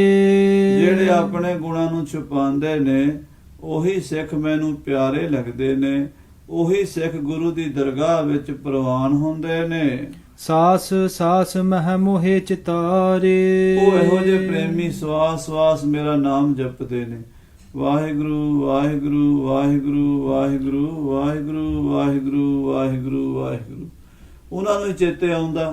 ਤੇ ਜਿਹੜੇ ਦੂਜਿਆਂ ਦੇ ਔਗਣ ਫਰੋਲਦੇ ਨੇ, ਆਪਣੇ ਗੁਣਾਂ ਦਾ ਹੰਕਾਰ ਕਰਦੇ ਨੇ, ਉਹਨਾਂ ਨੂੰ ਵਾਹਿਗੁਰੂ ਥੋੜਾ ਮੂੰਹ ਤੋਂ ਨਿਕਲਣਾ, ਉਹਨਾਂ ਨੂੰ ਵਾਹਿਗੁਰੂ ਚੇਤੇ ਨਹੀਂ ਆਉਣਾ, ਉਹਨਾਂ ਦੇ ਰਸਨਾ ਤੇ ਕਦੀ ਪਰਮੇਸ਼ਰ ਦੀ ਸਿਮਰਤੀ ਆਉਣੀ ਨਹੀਂ। ਇਸ ਕਰਕੇ ਫਗੋ ਮਲ ਤੂੰ ਧਨ ਹੈ ਜਿਸ ਨੇ ਉਸ ਗਰੀਬ ਸਿੱਖ ਦਾ ਪਰਦਾ ਟੱਕੀ ਰੱਖਿਆ ਤੇ ਆਪਣੀ ਨਿਮਰਤਾ ਨੂੰ ਸਾਡੇ ਸਾਹਮਣੇ ਵੀ ਨਹੀਂ ਜ਼ਾਹਰ ਕੀਤਾ। ਅੱਜ ਅਸੀਂ ਸੰਗਤ ਨੂੰ ਸੁਣਾਉਣ ਵਾਸਤੇ ਤੈਨੂੰ ਪੁੱਛਿਆ ਸੀ ਵੀ ਦੱਸ, ਕਿਸੇ ਘਰ ਦੀ ਕਾਰ ਭੇਟਾ ਛੁਪਾਈ ਤਾਂ ਨਹੀਂ, ਤੇ ਤੂੰ ਸਾਰੀ ਗੱਲ ਦੱਸੀ ਹੈ। ਹੇ ਫੱਗੋ ਤੂੰ ਗੁਰਮੁਖ ਸਿੱਖ। ਇਹ ਫੱਗੋ ਮਲ ਤੂੰ ਸਾਡੇ ਸਿੱਖਾਂ ਵਿੱਚੋਂ ਗੁਰਮੁਖ ਸਿੱਖ ਹੈ, ਸਨਮੁਖ ਹੈ, ਤੂੰ ਸਾਡਾ ਪਿਆਰਾ ਸਿੱਖ ਹੈ। ਸੁਨ ਹੈ ਕਥਾ ਸਿੱਖ ਤੋਹੇ ਭਵਿੱਖ। ਮਹਾਰਾਜ ਕਹਿੰਦੇ ਭਾਈ ਫੱਗੋ ਮਲ ਰਹਿੰਦੀ ਦੁਨੀਆ ਤੱਕ ਤੇਰਾ ਨਾਮ ਰਹੇਗਾ। ਜਦੋਂ ਵੀ ਸਾਡੀ ਕਥਾ ਆਇਆ ਕਰੇਗੀ ਫੱਗੋ ਮਲ ਤੇਰੀ ਕਥਾ ਵੀ ਆਇਆ ਕਰੇਗੀ। ਤੇ ਜਦੋਂ ਗੁਰਸਿੱਖ ਸੁਣਿਆ ਕਰਨਗੇ ਉਹਨਾਂ ਦੇ ਮਨ ਵਿੱਚ ਇਹ ਗੁਣ ਆਇਆ ਕਰਨਗੇ ਵੀ ਭਾਈ ਫੱਗੋ ਮਲ ਕਿੰਨੀ ਨਿਮਰਤਾ ਸੀ। ਗਰੀਬ ਸਿੱਖਣੀ ਨੇ ਕੂੜਾ ਚੁੱਕਿਆ, ਗੁੱਸੇ ਨਾਲ ਪੰਡੇ ਬੰਨਿਆ, ਉਹਨੂੰ ਕੋਈ ਮਾੜਾ ਬਚਨ ਨਹੀਂ ਕਿਹਾ, ਬਲਕਿ ਉਹਦੇ ਘਰ ਦਾ ਕੂੜਾ ਘਰ ਲਿਆਂਦਾ ਤੇ ਲਿਆ ਕੇ ਵਿੱਚੋਂ ਬੇਰ ਦੀ ਗਿੱਟ ਕੱਢ ਕੇ ਬੀਜ ਦਿੱਤੀ।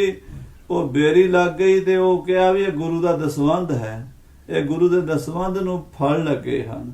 ਤੇ ਇਹ ਉਸ ਤੋਂ ਬਾਅਦ ਗੁਰੂ ਤੋਂ ਮੰਗਿਆ ਵੀ ਮਹਾਰਾਜ ਉਹਨਾਂ ਦੀ ਗਰੀਬੀ ਦੂਰ ਕਰ ਦਿਓ। ਉਹ ਗੁਰੂ ਕੇ ਸਿੱਖ ਵਿਚਾਰੇ ਕੁਝ ਦੇਣ ਤੋਂ ਸਮਰੱਥ ਨਹੀਂ, ਦਸਵੰਧਕਾਰ ਭੇਟਾ ਗੁਰੂ ਸਾਹਿਬ ਇੰਨਾ ਖਜ਼ਾਨਾ ਦੇ ਦਿਓ ਵੀ ਉਹ ਸਿੱਖਾਂ ਦੀ ਰੱਜ ਕੇ ਸੇਵਾ ਕਰ ਸਕਣ। ਧੰਨ ਗੁਰੂ ਕਾ ਸਿੱਖ ਪਰਉਪਕਾਰੀ ਭਾਈ ਫੱਗੋ ਮਲ। ਗੁਰੂ ਤੇਗ ਬਹਾਦਰ ਸਾਹਿਬ ਕਹਿੰਦੇ ਜਦੋਂ ਸਾਡੀ ਕਥਾ ਆਇਆ ਕਰੇਗੀ ਉਦੋਂ ਤੇਰੀ ਵੀ ਕਥਾ ਆਇਆ ਕਰੇਗੀ। ਤਿਨ ਕੋ ਸਿੱਖੀ ਪ੍ਰਾਪਤ ਹੋਏ। ਜਿਹੜੇ ਤੇਰੀ ਕਥਾ ਸੁਣਿਆ ਕਰਨਗੇ ਫੱਗੋ ਮਲ ਉਹਨਾਂ ਨੂੰ ਸਾਡੀ ਸਿੱਖੀ ਪ੍ਰਾਪਤ ਹੋਵੇਗੀ। ਸਾਧ ਸੰਗਤ ਜੀ, ਸਿੱਖੀ ਕਿਸੇ ਲਿਬਾਸ ਪਹਿਰਾਵੇ ਦਾ ਹੀ ਨਾਂ ਨਹੀਂ ਵੀ ਅਸੀਂ ਕੋਈ ਖਾਸ ਲਿਬਾਸ ਪਾ ਲਿਆ ਤੇ ਸਿੱਖ ਬਣ ਗਏ ਆ, ਬਸ ਸਿੱਖਾਂ ਦੇ ਘਰ ਜੰਮ ਪਏ ਆ ਤੇ ਸਿੱਖ ਬਣ ਗਏ ਆ। ਸਿੱਖੀ ਇਹਨਾਂ ਗੁਣਾਂ ਨਾਲ ਆਉਣੀ ਹੈ। ਜੇ ਅਸੀਂ ਅੱਜ ਆਪਣੇ ਅੰਦਰ ਝਾਤੀ ਮਾਰੀਏ ਵੀ ਸਿੱਖਾਂ ਵਾਲੇ ਗੁਣ ਹਨ ਸਾਡੇ ਵਿੱਚ, ਆਹ ਜਿਹੜੀ ਗੱਲ ਮਹਾਰਾਜ ਨੇ ਅੱਜ ਦੱਸੀ ਗੁਰੂ ਤੇਗ ਬਹਾਦਰ ਸਾਹਿਬ ਨੇ, ਇਹਦੇ ਤੋਂ ਤਾਂ ਲਗਭਗ 99% ਅੱਜ ਸਾਡਾ ਪੰਥ ਪਰੇ ਜਾ ਚੁੱਕਾ ਹੈ। ਮਹਾਰਾਜ ਕਹਿੰਦੇ ਆਪਣੇ ਗੁਣ ਛੁਪਾਣੇ ਨੇ, ਦੂਜਿਆਂ ਦੇ ਔਗਣ ਛੁਪਾਣੇ ਨੇ। ਯਾਨੀ ਆਪਣੇ ਗੁਣ ਆਪਣੇ ਮੂੰਹ ਤੋਂ ਨਹੀਂ ਦੱਸਣੇ, ਮੈਂ ਆਹ ਕੀਤਾ, ਮੈਂ ਆਹ ਕੀਤਾ, ਮੈਂ ਪੰਥ ਵਾਸਤੇ ਕੀਤਾ, ਮੈਂ ਸਮਾਜ ਵਾਸਤੇ ਕੀਤਾ, ਮੈਂ ਸੁਸਾਇਟੀ ਵਾਸਤੇ ਕੀਤਾ, ਇਹ ਨਹੀਂ ਦੱਸਣਾ। ਤੇ ਆਪਣੇ ਤੋਂ ਦੂਜਾ ਕੋਈ ਬੰਦਾ ਜੇ ਮੰਨ ਲਓ ਵਿਰੋਧੀ ਵੀ ਹੈ ਤੇ ਉਹਨੇ ਆਹ ਮਾੜਾ ਕੀਤਾ, ਉਹਨੇ ਆਹ ਕਰਪਸ਼ਨ ਕੀਤੀ, ਆਹ ਚੋਰੀ ਕੀਤੀ, ਆਹ ਡਾਕਾ ਮਾਰਿਆ, ਆਹ ਕੀਤਾ, ਉਹਦਾ ਇਹ ਔਗਣ ਹੈ, ਇਹ ਵੀ ਨਹੀਂ ਦੱਸਣਾ। ਕਹਿੰਦੇ ਆਪਣੇ ਔਗਣ ਦੱਸਣੇ ਵੀ ਮੇਰੇ 'ਚ ਕਾਮ, ਕ੍ਰੋਧ, ਲੋਭ, ਮੋਹ, ਹੰਕਾਰ ਹੈ ਤੇ ਦੂਸਰਿਆਂ ਵਿੱਚ ਸਤ, ਸੰਤੋਖ, ਦਇਆ, ਧਰਮ, ਸੱਚ, ਨੇਕੀ, ਪਰਉਪਕਾਰ ਹੈ, ਇਹ ਦੱਸਣਾ। ਅੱਜ ਆਪੋਜਿਟ ਕੰਮ ਹੋ ਰਿਹਾ, ਅਸੀਂ ਆਪਣੇ ਗੁਣ ਦੱਸੀ ਜਾਂਦੇ ਹਾਂ, ਦੂਜਿਆਂ ਦੇ ਔਗਣ ਦੱਸੀ ਜਾਂਦੇ ਹਾਂ। ਸੋ ਗੁਰੂ ਸਾਹਿਬ ਕਹਿੰਦੇ ਤੈਨੂੰ ਗੁਰਸਿੱਖੀ ਦੀ ਅਸਲ ਸਮਝ ਆਈ ਹੈ ਫੱਗੋ ਮਲ, ਤੇ ਤੇਰਾ ਪ੍ਰਸੰਗ ਸੁਣ ਕੇ ਜਿਹੜੇ ਧਿਆਨ ਨਾਲ ਸੁਣਨਗੇ ਉਹਨਾਂ ਨੂੰ ਇਹ ਸਿੱਖਿਆ ਮਿਲੇਗੀ। ਤੇ ਸਿੱਖਿਆ ਹੀ ਸਿੱਖੀ ਹੈ। ਸਿੱਖੀ ਕੀ ਹੈ? ਅੱਜ ਕੱਲ ਕਿਸੇ ਸਿੱਖ ਨੂੰ ਪੁੱਛ ਲਓ ਵੀ ਸਿੱਖੀ ਕੀ ਹੈ, ਬਸ ਜੀ ਅਸੀਂ ਸਿੱਖ ਹਾਂ। ਪਰ ਸਿੱਖ ਦਾ ਮਤਲਬ ਹੁੰਦਾ ਸਿੱਖਣ ਵਾਲਾ। ਤੇ ਸਿੱਖਣਾ ਕੀ ਆ? ਗੁਰੂ ਦੀਆਂ ਗੱਲਾਂ ਸਿੱਖਣੀਆਂ ਵੀ ਭਾਈ ਮਨ ਨੀਵਾ ਤੇ ਮਤ ਉੱਚੀ ਰੱਖਣੀ ਹੈ। ਕਾਮ ਕ੍ਰੋਧ ਹੰਕਾਰ ਨ ਕੋਏ। ਮਹਾਰਾਜ ਕਹਿੰਦੇ ਭਾਈ ਫੱਗੋ ਮਲ ਜਿਹੜਾ ਤੇਰਾ ਪ੍ਰਸੰਗ ਸੁਣੇਗਾ ਉਹ ਕਾਮ ਕ੍ਰੋਧ ਲੋਭ ਮੋਹ ਹੰਕਾਰ ਤੋਂ ਬਚੇਗਾ, ਕਿਉਂਕਿ ਤੇਰੇ ਵਿੱਚ ਕਾਮ ਕ੍ਰੋਧ ਲੋਭ ਮੋਹ ਹੰਕਾਰ ਨਹੀਂ ਹਨ। ਸੁਨ ਕਰ ਸੰਗਤ ਬਾਕ ਬਿਲਾਸ। ਫੱਗੋ ਮਲ ਦਾ ਇਹ ਪ੍ਰਸੰਗ ਸੰਗਤ ਵਿੱਚ ਜਦੋਂ ਗੁਰੂ ਤੇਗ ਬਹਾਦਰ ਸਾਹਿਬ ਨੇ ਜ਼ਾਹਰ ਕਰ ਦਿੱਤਾ, ਸਾਰੀ ਸੰਗਤ ਨੇ ਸੁਣਿਆ।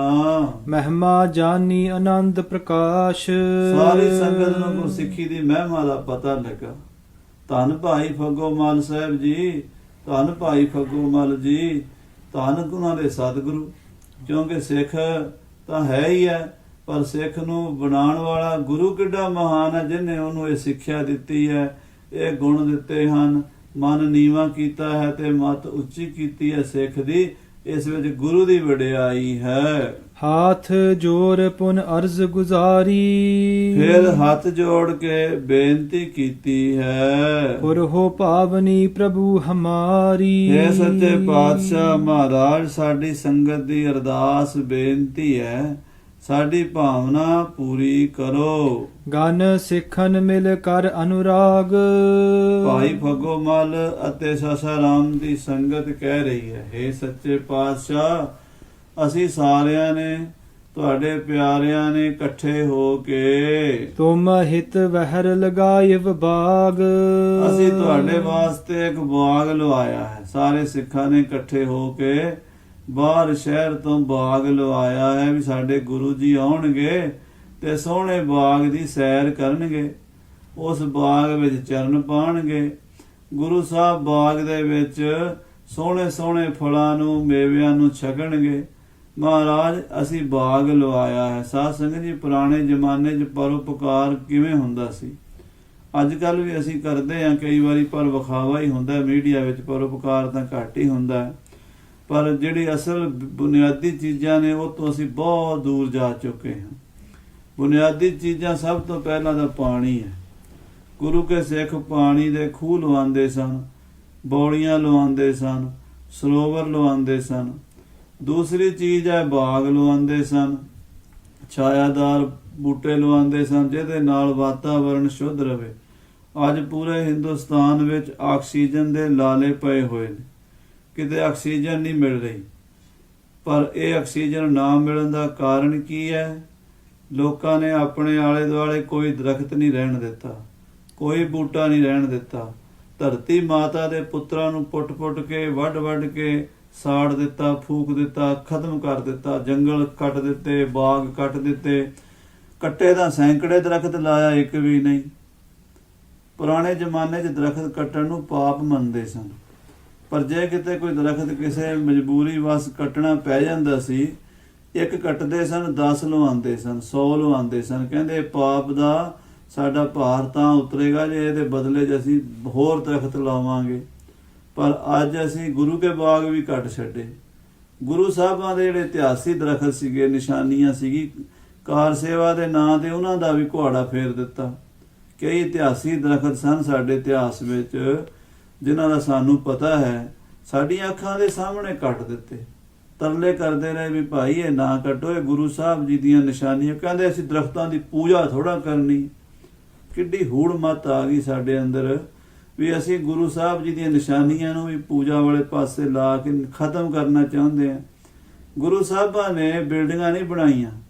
10ਵੇਂ ਪਾਤਸ਼ਾਹ ਨੇ ਹਜ਼ੂਰ ਸਾਹਿਬ ਕੀ ਬਚਨ ਕੀਤਾ? ਸਾਡੇ ਇੱਥੇ ਕੋਈ ਬਿਲਡਿੰਗ ਨਹੀਂ ਬਣਾਉਣੀ। ਕਿਉਂ ਕਿਹਾ ਸੀ ਬਿਲਡਿੰਗ ਨਹੀਂ ਬਣਾਉਣੀ? ਵੀ ਕੁਦਰਤੀ ਜੀਵਨ 'ਚ ਜੀਓ, ਇਹਨਾਂ ਬਿਲਡਿੰਗਾਂ ਨੇ ਤਾਂ ਫਿਰ ਢਹਿ ਜਾਣਾ। ਜਿਹੜੀ ਅਸਲੀ ਚੀਜ਼ ਹੈ, ਕੁਦਰਤ ਹੈ, ਉਹ ਸਦਾ ਹੀ ਰਹਿਣੀ ਹੈ। ਅਸੀਂ ਕੁਦਰਤ ਨੂੰ ਖਤਮ ਕੀਤਾ ਤੇ ਬੜੇ ਬੜੇ ਵੱਡੇ ਮਹਿਲ ਬਣਾ ਤੇ ਵੱਡੀਆਂ ਵੱਡੀਆਂ ਬਿਲਡਿੰਗਾਂ ਬਣਾਤੀਆਂ। ਇਤਿਹਾਸੀ ਚੀਜ਼ਾਂ ਜਿਹੜੀਆਂ ਗੁਰੂ ਦੀਆਂ ਨਿਸ਼ਾਨੀਆਂ ਸਨ, ਦਰਖਤ ਸਨ, ਕੱਟ ਦਿੱਤੇ ਸਾਰੇ ਪਾਸੇ ਹੀ ਚੱਲ ਰਿਹਾ ਕੰਮ, ਪੰਜਾਬ ਵਿੱਚ ਵੀ ਤੇ ਬਾਹਰ ਵੀ।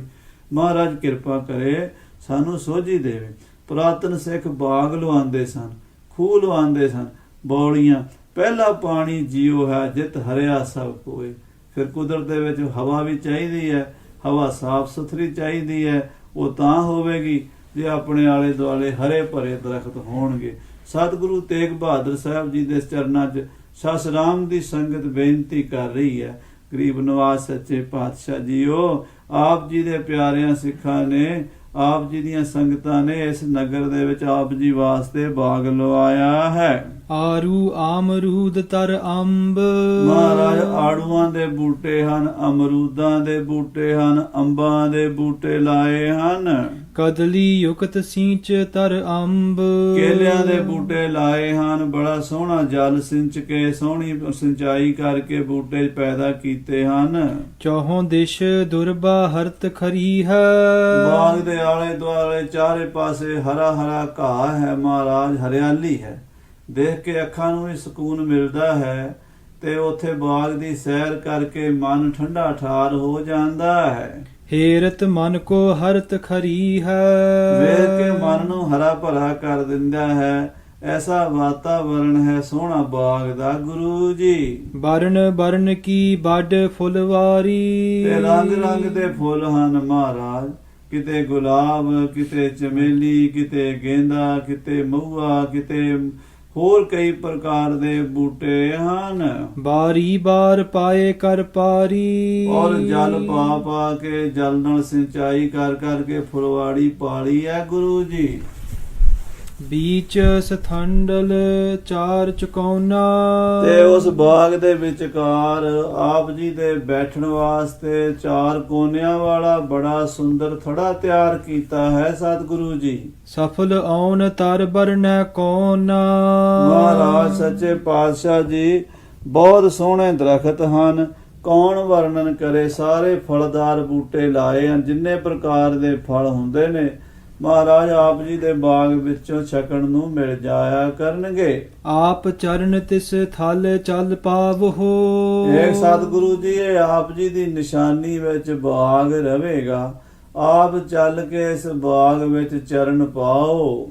ਸਫਲ ਬਾਗ ਕੋ ਸਫਲ ਬਨਾਵਹੋ। ਇਹ ਮਹਾਰਾਜ ਜੀ ਸੋਹਣੇ ਫਲਾਂ ਵਾਲਾ ਸਫਲ ਬਾਗ ਕੋ ਸਫਲ ਬਣਾਓ, ਯਾਨੀ ਫਲਾਂ ਵਾਲੇ ਬਾਗ ਨੂੰ ਸਫਲ ਕਰ ਦਿਓ। ਸਤਿਗੁਰੂ ਜੀ ਇੱਥੇ ਮਹਾਰਾਜ ਸੱਚੇ ਪਾਤਸ਼ਾਹ ਜੀ ਦੇ ਪਿਆਰੇ ਕਵਿਰਾਜ ਭਾਈ ਸੰਤੋਖ ਸਿੰਘ ਯਮਕ ਅਲੰਕਾਰ ਵਰਤਿਆ ਹੈ।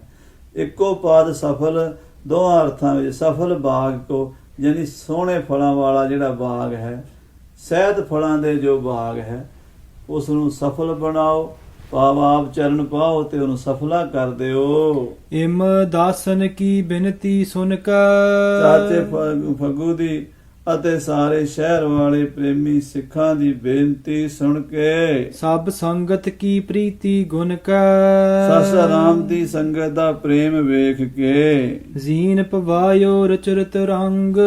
ਮਹਾਰਾਜ ਆਪਣੇ ਸੋਹਣੇ ਘੋੜੇ ਤੇ ਕਾਠੀ ਪਵਾਈ ਹੈ। ਪਏ ਤਿਆਰ ਨਿਜ ਸਿੱਖਨ ਸੰਗ। ਤੇ ਆਪ ਸ਼ਸਤਰ ਬਸਤਰ ਪਹਿਨ ਕੇ ਆਪਣੇ ਸਿੱਖਾਂ ਸਮੇਤ ਗੁਰੂ ਤੇਗ ਬਹਾਦਰ ਸਾਹਿਬ ਜੀ ਤਿਆਰ ਬਰ ਤਿਆਰ ਹੋਏ ਹਨ। ਹੈ ਅਰੂੜ ਤਿਸ ਦਿਸ਼ ਕੋ ਚਲੇ। ਤੇ ਘੋੜੇ ਤੇ ਸਵਾਰ ਹੋ ਕੇ ਬਾਗ ਵਾਲੇ ਪਾਸੇ ਨੂੰ ਚੱਲ ਪਏ ਹਨ। ਆਗੇ ਕਰਹਿ ਕੀਰਤਨ ਭਲੇ।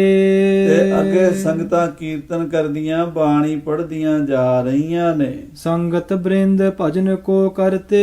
ਬੇਅੰਤ ਸੰਗਤਾਂ, ਕਿਉਂਕਿ 700 ਦਾ ਮਹਾਰਾਜ ਦੇ ਨਾਲ ਸਾਧੂ ਹੀ ਸਨ। ਬਾਕੀ ਗੁਰੂ ਦੀ ਫੌਜ ਵੀ ਬੜੀ ਸੀ, 500-700 ਫੌਜੀ ਯੋਧੇ ਸਨ। ਮਾਮਾ ਕਿਰਪਾਲ ਚੰਦ ਜੀ ਸਨ। ਹੋਰ ਬੜੇ ਬੜੇ ਨਾਮ ਜਪਣ ਵਾਲੇ ਮਹਾਂਪੁਰਸ਼ ਗੁਰਸਿੱਖ ਸਨ। ਤੇ ਸ਼ਹਿਰ ਦੀ ਸੰਗਤ ਵੀ ਬੜੀ ਇਕੱਠੀ ਹੋਈ। ਇੱਕ ਬੜਾ ਵੱਡਾ ਨਗਰ ਕੀਰਤਨ ਜਾ ਰਿਹਾ, ਇੱਕ ਬੜਾ ਵੱਡਾ ਜਾਹੋ ਜਲਾਲ ਵਾਲਾ ਸਤਿਗੁਰਾਂ ਦਾ ਜਲਵਾ ਫਰੋਸ ਜਲੂਸ ਜਾ ਰਿਹਾ।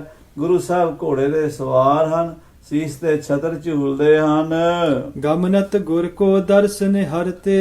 ਸ਼ਹਿਰ ਦੀਆਂ ਸੰਗਤਾਂ ਹੱਥ ਜੋੜ ਕੇ ਗਲੀਆਂ ਬਾਜ਼ਾਰਾਂ 'ਚ ਖੜੀਆਂ ਨੇ, ਫੁੱਲਾਂ ਦੀ ਵਰਖਾ ਕਰਦੀਆਂ ਨੇ। ਕਿਉਂਕਿ ਉਦੋਂ ਅੱਜ ਵਰਗਾ ਹਿੰਦੂ ਸਿੱਖ ਦਾ ਸਵਾਲ ਨਹੀਂ ਸੀ ਸਾਧ ਸੰਗਤ ਜੀ। ਉਦੋਂ ਹਿੰਦੂ ਮੁਸਲਮਾਨ ਲੋਕ ਜਿਹੜੇ ਨੇਕ ਲੋਕ ਸਨ ਉਹ ਸਾਰੇ ਧਰਮਾਂ ਦੇ ਮਹਾਂਪੁਰਸ਼ਾਂ ਦਾ ਸਤਿਕਾਰ ਕਰਿਆ ਕਰਦੇ ਸਨ। ਅੱਜ ਕੱਲ੍ਹ ਤੇ ਅਸੀਂ ਬੜੇ ਸੀਮਤ ਜਿਹੇ ਹੋ ਗਏ ਹਾਂ ਤੇ ਉਹ ਸੀਮਤ ਦਾਇਰੇ ਵਿੱਚ ਫਿਰ ਸਾਨੂੰ ਦਿੱਕਤਾਂ ਵੀ ਬੜੀਆਂ ਆ ਰਹੀਆਂ ਨੇ। ਉਸ ਵੇਲੇ ਸਾਰੇ ਹੀ ਗੁਰੂ ਨੂੰ ਮੰਨਦੇ ਸਨ। ਸੋ ਸਾਰੀਆਂ ਗੁਰੂ ਦੀਆਂ ਸੰਗਤਾਂ, ਸ਼ਹਿਰ ਦੇ ਲੋਕ ਉਹ ਮਹਾਰਾਜ ਦੇ ਦਰਸ਼ਨ ਕਰ ਰਹੇ ਨੇ ਵੀ ਸਾਡੇ ਸਤਿਗੁਰੂ ਆਏ ਹਨ। ਪਹੁੰਚੇ ਚੱਲ ਕਰ ਬਾਗ ਮਜਾਰ। ਇਸ ਤਰ੍ਹਾਂ ਹਜ਼ਾਰਾਂ ਸੰਗਤਾਂ ਦੇ ਸਹਿਤ ਗੁਰੂ ਤੇਗ ਬਹਾਦਰ ਸਾਹਿਬ ਜੀ ਉਹ ਸੋਹਣੇ ਬਾਗ ਵਿੱਚ ਪਹੁੰਚੇ ਹਨ। ਚੌਹਾਂ ਦਿਸ਼ ਮਹਿ ਸਿੱਖ ਜੈ ਜੈਕਾਰ। ਚਾਰੇ ਪਾਸੇ ਸਿੱਖ ਜੈ ਜੈਕਾਰ ਕਰ ਰਹੇ ਨੇ, ਗੁਰੂ ਸਾਹਿਬ ਜੀ ਦੇ ਨਾਮ ਦੇ ਜੈਕਾਰੇ ਲਾ ਰਹੇ ਨੇ। ਸੁੰਦਰ ਜਹਾਂ ਸਥਾਨ ਬਨਾਇਵ। ਜਿੱਥੇ ਬੜਾ ਸੋਹਣਾ ਸਥਾਨ ਥੜਾ ਬਣਿਆ ਬਾਗ ਦੇ ਵਿਚਕਾਰ ਫੁਹਾਰੇ ਚੱਲ ਰਹੇ ਨੇ, ਸੋਹਣੀਆਂ ਕੂਲਾਂ ਚੱਲ ਰਹੀਆਂ ਨੇ, ਖੂਹ ਚੱਲ ਰਹੇ ਨੇ, ਖੂਹ ਦੇ ਵਿੱਚੋਂ ਪਾਣੀ ਵਗ ਰਿਹਾ, ਖੇਤਾਂ ਵਿੱਚ ਜਾ ਰਿਹਾ, ਖਾਲਾਂ ਵਿੱਚ ਜਾ ਰਿਹਾ ਹੈ। ਤਹਾਂ ਜਾਏ ਸਤਿਗੁਰ ਉਤਰਾਇਵ। ਮਹਾਰਾਜ ਜੀ ਨੂੰ ਜਾ ਕੇ ਉਸ ਥੜੇ ਦੇ ਉੱਤੇ ਉਤਾਰਿਆ ਗਿਆ। ਘੋੜੇ ਤੋਂ ਉਤਰੇ ਨੇ ਸ੍ਰੀ ਗੁਰੂ ਤੇਗ ਬਹਾਦਰ ਸੱਚੇ ਪਾਤਸ਼ਾਹ ਜੀ ਮਹਾਰਾਜ। ਸੁੰਦਰ ਆਨ ਪ੍ਰਯੰਕ ਦਸਾਇਵ। ਬੜਾ ਸੋਹਣਾ ਪਲੰਗ ਲਾ ਕੇ ਥੜੇ ਦੇ ਉੱਤੇ ਡਾਇਆ ਗਿਆ ਹੈ। ਚੌਹਾਂ ਦਿਸ਼ ਫਰਸ਼ ਅਪਰ ਕਰਵਾਇਵ। ਤੇ ਬਾਗ ਦੇ ਵਿੱਚ ਆਲੇ ਦੁਆਲੇ ਥੜੇ ਦੇ ਬੜੇ ਸੋਹਣੇ ਕਾਲੀਨ, ਗਲੀਚੇ, ਚਾਦਰਾਂ, ਦਰੀਆਂ ਵਿਛਾਈਆਂ ਗਈਆਂ ਸਨ ਵੀ ਮਹਾਰਾਜ ਆਉਣਗੇ ਤੇ ਸੰਗਤਾਂ ਵੀ ਬੈਠਣਗੀਆਂ, ਦੀਵਾਨ ਸਜੇਗਾ। ਗੁਰੂ ਸਾਹਿਬ ਸਭ ਦੇ ਵਿਚਕਾਰ ਏਦਾਂ ਸੋਭਦੇ ਨੇ ਜਿਵੇਂ ਸਾਧ ਸੰਗਤ ਦੀ ਤਾਰਿਆਂ ਵਿੱਚ ਚੰਨ ਸੋਭਦਾ ਹੈ। ਇਸ ਤਰ੍ਹਾਂ ਸਤਿਗੁਰੂ ਜੀ ਦਾ ਦੀਵਾਨ ਸਜਿਆ ਹੈ। ਭਜਨ ਆਨੰਦ ਕਰਤ ਤਹ ਬੈਸੇ। ਉੱਥੇ ਬਹਿ ਕੇ ਕੀਰਤਨ ਸ਼ੁਰੂ ਹੋ ਗਿਆ। ਬੜਾ ਭਜਨ ਆਨੰਦ, ਕਿਉਂਕਿ ਜਿੱਥੇ ਵੀ ਗੁਰੂ ਸਾਹਿਬ ਜਾ ਕੇ ਬੈਠਦੇ ਸਨ ਕੀਰਤਨ ਕਰਦੇ ਸਨ, ਭਜਨ ਕਰਦੇ ਸਨ, ਕਥਾ ਕਰਦੇ ਸਨ। ਪਰਮੇਸ਼ਰ ਦੀਆਂ ਹੀ ਬਾਤਾਂ ਕਰਦੇ ਸਨ, ਸੰਸਾਰੀ ਗੱਲਾਂ ਮਹਾਰਾਜ ਨਹੀਂ ਸੀ ਕਰਦੇ। ਤੇ ਗੁਰੂ ਘਰ ਵਿੱਚ ਆ ਕੇ ਵੀ ਜੇ ਸੰਸਾਰੀ ਗੱਲਾਂ ਕਰਨੀਆਂ ਫਿਰ ਗੁਰੂ ਘਰ ਆਉਣ ਦਾ ਕੀ ਫਾਇਦਾ, ਫਿਰ ਬਾਹਰ ਦੁਨੀਆ ਕਰੀ ਜਾਂਦੀ ਹੈ। ਸੋ ਗੁਰੂ ਕੇ ਸਿੱਖ ਗੁਰੂ ਕੋਲ ਆਉਂਦੇ ਪਰਮੇਸ਼ਰ ਦੇ ਪਿਆਰ ਦੀਆਂ ਗੱਲਾਂ ਕਰਦੇ ਹਨ। ਰਘੁਨੰਦਨ ਮੁਨ ਗਨ ਮਹਿ ਜੈਸੇ। ਗੁਰੂ ਤੇਗ ਬਹਾਦਰ ਸਾਹਿਬ ਜੀ ਹਜ਼ਾਰਾਂ ਸੰਗਤਾਂ ਵਿੱਚ ਬੈਠੇ ਆ, ਬਿਹਾਰ ਦੇ ਲੋਕ ਆਲੇ ਦੁਆਲੇ ਬੈਠੇ ਆ, ਬੜੇ ਸ਼ਰਧਾਲੂ ਲੋਕ ਹਨ ਪਿੰਡਾਂ ਦੇ ਸ਼ਹਿਰਾਂ ਦੇ, ਤੇ ਉਹਨਾਂ ਵਿੱਚ ਸਤਿਗੁਰੂ ਜੀ ਬੈਠੇ ਹੋਂ ਸੋਭਦੇ ਹਨ ਜਿਵੇਂ ਸ੍ਰੀ ਰਾਮਚੰਦਰ ਜੀ ਮਹਾਰਾਜ ਰਿਸ਼ੀਆਂ ਮੁਨੀਆਂ ਦੀ ਸਭਾ ਵਿੱਚ ਸੋਭਾ ਪਾਇਆ ਕਰਦੇ ਸਨ। ਮਾਲੀ ਫੂਲਨ ਮਾਲ ਵਿਸਾਲ। ਉਸ ਬਾਗ ਦੇ ਸਿਆਣੇ ਮਾਲੀਆਂ ਨੇ ਚੰਗੇ ਚੰਗੇ ਸੋਹਣੇ ਸੋਹਣੇ ਫੁੱਲ ਚੁਣ ਕੇ ਉਹਨਾਂ ਦੀ ਮਾਲਾ ਤਿਆਰ ਕੀਤੀ ਹੋਈ ਹੈ। ਅਪਰ ਪੁਸ਼ਪ ਬਹੁ ਰੰਗਨ ਜਾਲ। ਔਰ ਰੰਗ ਰੰਗ ਦੇ ਫੁੱਲਾਂ ਦੀਆਂ ਡਾਲੀਆਂ ਤਿਆਰ ਕੀਤੀਆਂ ਹਨ, ਬੜੇ ਸੋਹਣੇ ਗਮਲੇ ਸਜਾਏ ਹਨ। ਫਲ ਮధుਰੇ ਅਰ ਤੁਰਸ਼ ਅਨੇਕ। ਉਸ ਗੁਰੂ ਦੇ ਬਾਗ ਦੇ ਮਿੱਠੇ ਤੁਰਸ਼ ਖੱਟੇ ਕਈ ਪ੍ਰਕਾਰ ਦੇ ਫਲ। ਕੀਨੇ ਅਰਪਨ ਜਲਦ ਵਿਵੇਕ। ਉਹ ਟੋਕਰਿਆਂ ਦੇ ਟੋਕਰੇ ਭਰ ਕੇ ਅੰਬਾਂ ਦੇ, ਅਮਰੂਦਾਂ ਦੇ, ਸੇਬਾਂ ਦੇ, ਕੇਲਿਆਂ ਦੇ ਔਰ ਭਾਂਤ ਭਾਂਤ ਦੇ ਅਨਾਰ, ਖੁਰਮੇ, ਖਿਰਨੀਆਂ ਆਦਿਕ ਸਾਰੇ ਫਲ ਲਿਆ ਕੇ ਸ੍ਰੀ ਗੁਰੂ ਤੇਗ ਬਹਾਦਰ ਸਾਹਿਬ ਜੀ ਮਹਾਰਾਜ ਦੇ ਚਰਨਾਂ ਵਿੱਚ ਅਰਪਣ ਕੀਤੇ ਹਨ। ਬਹੁਤ ਭਾਂਤ ਕੇ ਬਿਟਪ ਦਿਖਾਏ। ਤੇ ਸਤਿਗੁਰੂ ਜੀ ਨੂੰ ਦਿਖਾਇਆ ਵੀ ਹੈ ਬਾਗ ਵੀ, ਮਹਾਰਾਜ ਤੁਹਾਡੀ ਕਿਰਪਾ ਨਾਲੇ ਦੇਖੋ ਕਿੰਨੇ ਕਿੰਨੇ ਸੋਹਣੇ ਬੂਟੇ ਲੱਗੇ ਹਨ। ਸ਼੍ਰੀ ਸਤਿਗੁਰ ਹਿਤ ਜੇ ਲਗਵਾਏ। ਇਹ ਸਾਰੇ ਸਤਿਗੁਰੂ ਜੀ ਆਪ ਜੀ ਦੇ ਵਾਸਤੇ ਲਵਾਏ ਹਨ। ਸਾਧ ਸੰਗਤ ਜੀ ਕਿੰਨਾ ਪਿਆਰ ਹੋਵੇਗਾ ਉਹਨਾਂ ਸਿੱਖਾਂ ਨੂੰ। ਬਾਗ ਲਾਣਾ ਕੋਈ 1-2 ਦਿਨ ਦਾ ਕੰਮ ਨਹੀਂ ਹੁੰਦਾ, ਫਿਰ ਉਸ ਬਾਗ ਨੂੰ ਪਾਲ ਕੇ ਜਵਾਨ ਕੀਤਾ ਹੋਇਆ। ਹੋ ਸਕਦਾ 5 ਸਾਲ ਪਹਿਲਾਂ ਲਾਇਆ ਹੋਵੇ, 10 ਸਾਲ ਪਹਿਲਾਂ ਲਾਇਆ ਹੋਵੇ। ਇਸ ਉਮੀਦ ਨਾਲ ਵੀ ਗੁਰੂ ਸਾਹਿਬ ਆ ਕੇ ਇੱਕ ਵਾਰੀ ਇਸ ਬਾਗ ਵਿੱਚ ਚਰਨ ਪਾ ਦੇਣਗੇ, ਸਾਡੀ ਸਾਰੀ ਘਾਲਣਾ ਸਫਲ ਹੀ ਹੋ ਜਾਏਗੀ। ਇਹ ਗੁਰੂ ਕੇ ਸਿੱਖਾਂ ਦੇ ਹਿਰਦੇ ਦਾ ਪਿਆਰ ਹੈ। ਤੇ ਮਹਾਰਾਜ ਜੀ ਸਭ ਤੁਹਾਡੇ ਵਾਸਤੇ ਬੂਟੇ ਲਾਏ ਹਨ। ਨਹਿਰ ਨੀਰ ਕੀ ਬਹੁਤ ਚਲਾਈ। ਔਰ ਵਿੱਚ ਬਹੁਤ ਵੱਡਾ ਖੂਹ ਲਾਇਆ ਹੈ ਤੇ ਵਿੱਚ ਛੋਟੀਆਂ ਛੋਟੀਆਂ ਨਹਿਰਾਂ ਚਲਾਈਆਂ ਪਾਣੀ ਦੀਆਂ, ਖਾਲਾਂ ਜਿਹਨੂੰ ਆਪਾਂ ਪੰਜਾਬੀ 'ਚ ਕਹਿ ਦਿੰਦੇ ਆ, ਵਹਿਣੀਆਂ, ਉਹਨਾਂ ਵਿੱਚ ਪਾਣੀ ਵਗ ਵਗ ਕੇ ਤੇ ਉਹ ਖੇਤਾਂ ਨੂੰ ਬੂਟਿਆਂ ਨੂੰ ਜਾ ਲੱਗਦਾ ਹੈ। ਚੌਹਾਂ ਦਿਸ਼ ਮਹਿ ਦੁਰਬਾ ਛਿਰਕਾਈ। ਤੇ ਚਾਰੇ ਪਾਸੇ ਬੜੀ ਸੋਹਣੀ ਹਰੀ ਹਰੀ ਘਾਹ ਵੀ ਲੱਗੀ ਹੈ। ਸਾਰੇ ਪਾਸੇ ਸੁੰਦਰ ਹੈ ਬਾਗ, ਕਹਿਣ ਦੀ ਬਾਤ ਨਹੀਂ ਹੈ। ਕਹਿਬੇ ਕੋ ਸੋਭਾ ਨਹੀਂ, ਦੇਖਾ ਹੀ ਪਰਵਾਨ। ਬੇਲਨ ਕੇ ਵਿਸਤਾਰ ਬਡੇਰੇ। ਔਰ ਬੜੇ ਬੜੇ ਸੋਹਣੇ ਬੇਲਦਾਰ ਬੂਟੇ ਲਾਏ ਹਨ। ਸੰਗਤ ਸਹਿਤ ਗੁਰੂ ਸਭ ਹੇਰੇ। ਮਹਾਰਾਜ ਉੱਠ ਕੇ ਬਾਗ ਦੀ ਸੈਰ ਕਰਨ ਵੀ ਗਏ ਹਨ। ਮਹਾਰਾਜ ਦੇ ਨਾਲ ਸਾਰੀ ਸੰਗਤ ਗਈ ਹੈ। ਪਿੱਛੇ ਪਿੱਛੇ ਸੰਗਤ ਹੈ, ਉਦਾਸੀ ਸਾਧੂ ਹਨ, ਸੰਨਿਆਸੀ ਹਨ, ਬੈਰਾਗੀ ਹਨ, ਮਹਾਰਾਜ ਦੀ ਫੌਜ ਦੇ ਯੋਧੇ ਹਨ। ਤੇ ਸ਼ਹਿਰ ਸਸਨਾਮ ਦੀਆਂ ਸੰਗਤਾਂ, ਚਾਚਾ ਫੱਗੂ ਮਾਲੂਮ ਮਹਾਰਾਜ ਦੇ ਨਾਲ ਨਾਲ ਜਾਂਦਾ। ਸਤਿਗੁਰੂ ਜੀ ਅੰਬਾਂ ਦੇ ਬੂਟੇ ਹਨ, ਗਰੀਬ ਨਵਾਜ, ਇਹਨੂੰ ਇਸ ਤਰ੍ਹਾਂ ਦੇ ਫਲ ਲੱਗਦੇ ਹਨ। ਅੰਬਾਂ ਵਿੱਚ ਵੀ ਕਈ ਕਿਸਮਾਂ ਦੇ ਅੰਬ ਹਨ, ਫਿਰ ਅਮਰੂਦਾਂ ਵਿੱਚ ਹਨ ਕਈ ਕਿਸਮ ਦੇ, ਅਨਾਰਾਂ ਦੇ ਬੂਟੇ ਹਨ, ਵੰਨ ਸੁਵੰਨੇ ਫਲਾਂ ਦੇ ਬੂਟੇ ਹਨ। ਸਤਿਗੁਰੂ ਜੀ ਨੂੰ ਚਾਚਾ ਫੱਗੂ ਮਲ ਸਸਨਾਮ ਦੀਆਂ ਸੰਗਤਾਂ ਦਿਖਾਉਂਦੀਆਂ ਹਨ। ਸਗਰੇ ਦਿਵਸ ਬਸੇ ਤਿਸ ਬਾਗ। ਅੱਜ ਸਾਰਾ ਦਿਨ ਹੀ ਮਹਾਰਾਜ ਉਸ ਬਾਗ ਵਿੱਚ ਹੀ ਰਹੇ ਹਨ। ਜਿਉਂ ਸਵੇਰ ਦੇ ਗਏ ਨੇ, ਸ਼ਾਮ ਤੱਕ ਉੱਥੇ ਹੀ ਦੀਵਾਨ ਲੱਗਦਾ ਰਿਹਾ। ਬਾਗ ਵਿੱਚ ਹੀ ਕੀਰਤਨ ਕਥਾ ਹਰੀ ਜਸ ਹੁੰਦਾ ਰਿਹਾ।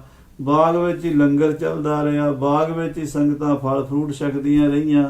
ਉਹ ਸਾਰਾ ਦਿਨ ਬਾਗ ਵਿੱਚ ਹੀ ਗੁਰੂ ਤੇਗ ਬਹਾਦਰ ਸਾਹਿਬ ਜੀ ਮਹਾਰਾਜ ਰਹੇ ਹਨ। ਹੇਰ ਹੇਰ ਸੰਗਤ ਅਨੁਰਾਗ। ਸੰਗਤ ਦਾ ਪ੍ਰੇਮ ਵੇਖ ਕੇ ਗੁਰੂ ਸਾਹਿਬ ਬੜੇ ਖੁਸ਼ ਹੋਏ ਹਨ ਕਿ ਗੁਰੂ ਕੀ ਸੰਗਤ ਕਿੰਨੇ ਪਿਆਰ ਦੇ ਨਾਲ, ਕਿੰਨੀ ਸ਼ਰਧਾ ਦੇ ਨਾਲ ਸਾਡੇ ਵਾਸਤੇ ਬਾਗ ਲਵਾਇਆ ਹੈ। ਕਰੀ ਭਾਵਨਾ ਪੂਰਨ ਨੀਕੇ। ਤੇ ਉਹਨਾਂ ਸਿੱਖਾਂ ਦੀਆਂ ਭਾਵਨਾ ਪੂਰਨ ਕਰ ਦਿੱਤੀਆਂ, ਕਿਉਂਕਿ ਗੁਰੂ ਮਹਾਰਾਜ ਗੋਬਿੰਦ ਭਾਉ ਭਗਤ ਦਾ ਭੁੱਖਾ, ਮੇਰੇ ਪਾਤਸ਼ਾਹ ਨੂੰ ਹੋਰ ਕਿਸੇ ਚੀਜ਼ ਦੀ ਭੁੱਖ ਨਹੀਂ, ਮਹਾਰਾਜ ਪ੍ਰੇਮ ਦੇ ਭੁੱਖੇ ਹਨ। ਤਰਤ ਜੋ ਰਹੇ ਮਨੋਰਥ ਜੀ ਕੇ। ਔਰ ਮਨ ਦੇ ਵਿੱਚ ਜਿਹੜੇ ਜਿਹੜੇ ਵੀ ਮਨੋਰਥ ਸਨ ਉਹ ਮਹਾਰਾਜ ਨੇ ਸਿੱਖਾਂ ਦੇ ਪੂਰੇ ਕੀਤੇ ਹਨ। ਇਤ ਉਤ ਨਿਜ ਦ੍ਰਿਸ਼ਟੀ ਕੋ ਪ੍ਰੇਰਤ ਇਧਰ ਉਧਰ ਮਹਾਰਾਜ ਗੁਰੂ ਤੇਗ ਬਹਾਦਰ ਸਾਹਿਬ ਜੀ ਆਪਣੀ ਦ੍ਰਿਸ਼ਟੀ ਫੇਰਦੇ ਹਨ, ਬਾਗ ਵੱਲ ਵੀ ਦੇਖਦੇ ਹਨ ਤੇ ਆਪਣੀਆਂ ਸੰਗਤਾਂ ਵੱਲ ਵੀ ਦੇਖਦੇ ਹਨ, ਕਿਉਂਕਿ ਅਸਲ ਬਾਗ ਤਾਂ ਗੁਰੂ ਕੇ ਸਿੱਖਾਂ ਦਾ ਪੰਥ ਹੀ ਹੈ। ਗੁਰੂ ਗ੍ਰੰਥ ਸਾਹਿਬ ਵਿੱਚ ਬਚਨ ਆਉਂਦੇ ਨੇ, ਏਕ ਬਗੀਚਾ ਪੇੜ ਘਨ ਕਰੀਆ, ਅੰਮ੍ਰਿਤ ਨਾਮ ਤਹਾਂ ਮੈਂ ਫਲੀਆ, ਐਸਾ ਕਰੋ ਵਿਚਾਰ ਗਿਆਨੀ, ਜਾਤੇ ਪਾਈਐ ਪਦ ਨਿਰਵਾਨੀ, ਆਸ ਪਾਸ ਬਿਖੁਆ ਕੇ ਕੁੰਟਾ, बीच ਅੰਮ੍ਰਿਤ ਹੈ ਭਾਈ ਰੇ, ਸਿੰਚਨ ਹਾਰੇ ਏਕੈ ਮਾਲੀ, ਖਬਰ ਕਰਤ ਹੈ ਪਾਤ ਪਤ ਡਾਲੀ। ਮਹਾਰਾਜ ਸੱਚੇ ਪਾਤਸ਼ਾਹ ਦਾ ਇਹ ਬਗੀਚਾ ਹੈ, ਇਹਦੇ ਵਿੱਚ ਮਾਲੀ ਗੁਰੂ ਸਾਹਿਬ ਆਪ ਹੀ ਹਨ ਤੇ ਸਾਰੇ ਬੂਟਿਆਂ ਭਾਵ ਸਿੱਖਾਂ ਵੱਲ ਦੇਖਦੇ ਹਨ। ਰਚਨਾ ਉਪਬਨ ਕੀ ਸਭ ਹੇਰਤ ਮਹਾਰਾਜ ਬਾਗ ਦੀ ਰਚਨਾ ਵੇਖ ਰਹੇ ਹਨ, ਕੈਸਾ ਸੋਹਣਾ ਬਾਗ ਹੈ, ਗੁਰੂ ਕਾ ਬਾਗ ਹੈ। ਸਾਧ ਸੰਗਤ ਜੀ, ਕਵਿਰਾਜ ਭਾਈ ਸੰਤੋਖ ਸਿੰਘ ਜੀ ਬੜੇ ਡੂੰਘੇ ਅਰਥਾਂ ਵਿੱਚ ਚਲੇ ਗਏ ਹਨ। ਇਹ ਜਿਹੜਾ ਚਿਤਰਣ ਕੀਤਾ ਹੈ ਨਾ, ਇਹ ਬੜੇ ਗਹਿਰੇ ਜਾ ਕੇ ਕੀਤਾ ਹੈ, ਉੱਪਰੋਂ ਨਹੀਂ ਹੋ ਰਿਹਾ ਹੈ, ਇਹ ਬੜਾ ਅੰਦਰੋਂ ਆ ਰਿਹਾ ਹੈ ਚਿਤਰਣ ਬਾਗ ਦਾ। ਇਹਦੇ ਵਿੱਚ ਬਾਗ ਗੁਰੂ ਕਾ ਬਾਗ ਹੈ, ਸ੍ਰੀ ਗੁਰੂ ਨਾਨਕ ਦੇਵ ਜੀ ਦਾ ਬਾਗ ਹੈ। ਇਹਦੇ ਵਿੱਚ ਗੁਰੂ ਕੇ ਸਿੱਖਾਂ ਰੂਪੀ ਸੋਹਣੇ ਅੰਬਾਂ ਦੇ ਬੂਟੇ ਹਨ, ਜਿਨ੍ਹਾਂ ਨੂੰ ਬੜੀ ਭਗਤੀ ਪਿਆਰ ਦੇ ਸੋਹਣੇ ਫਲ ਲੱਗਦੇ ਹਨ।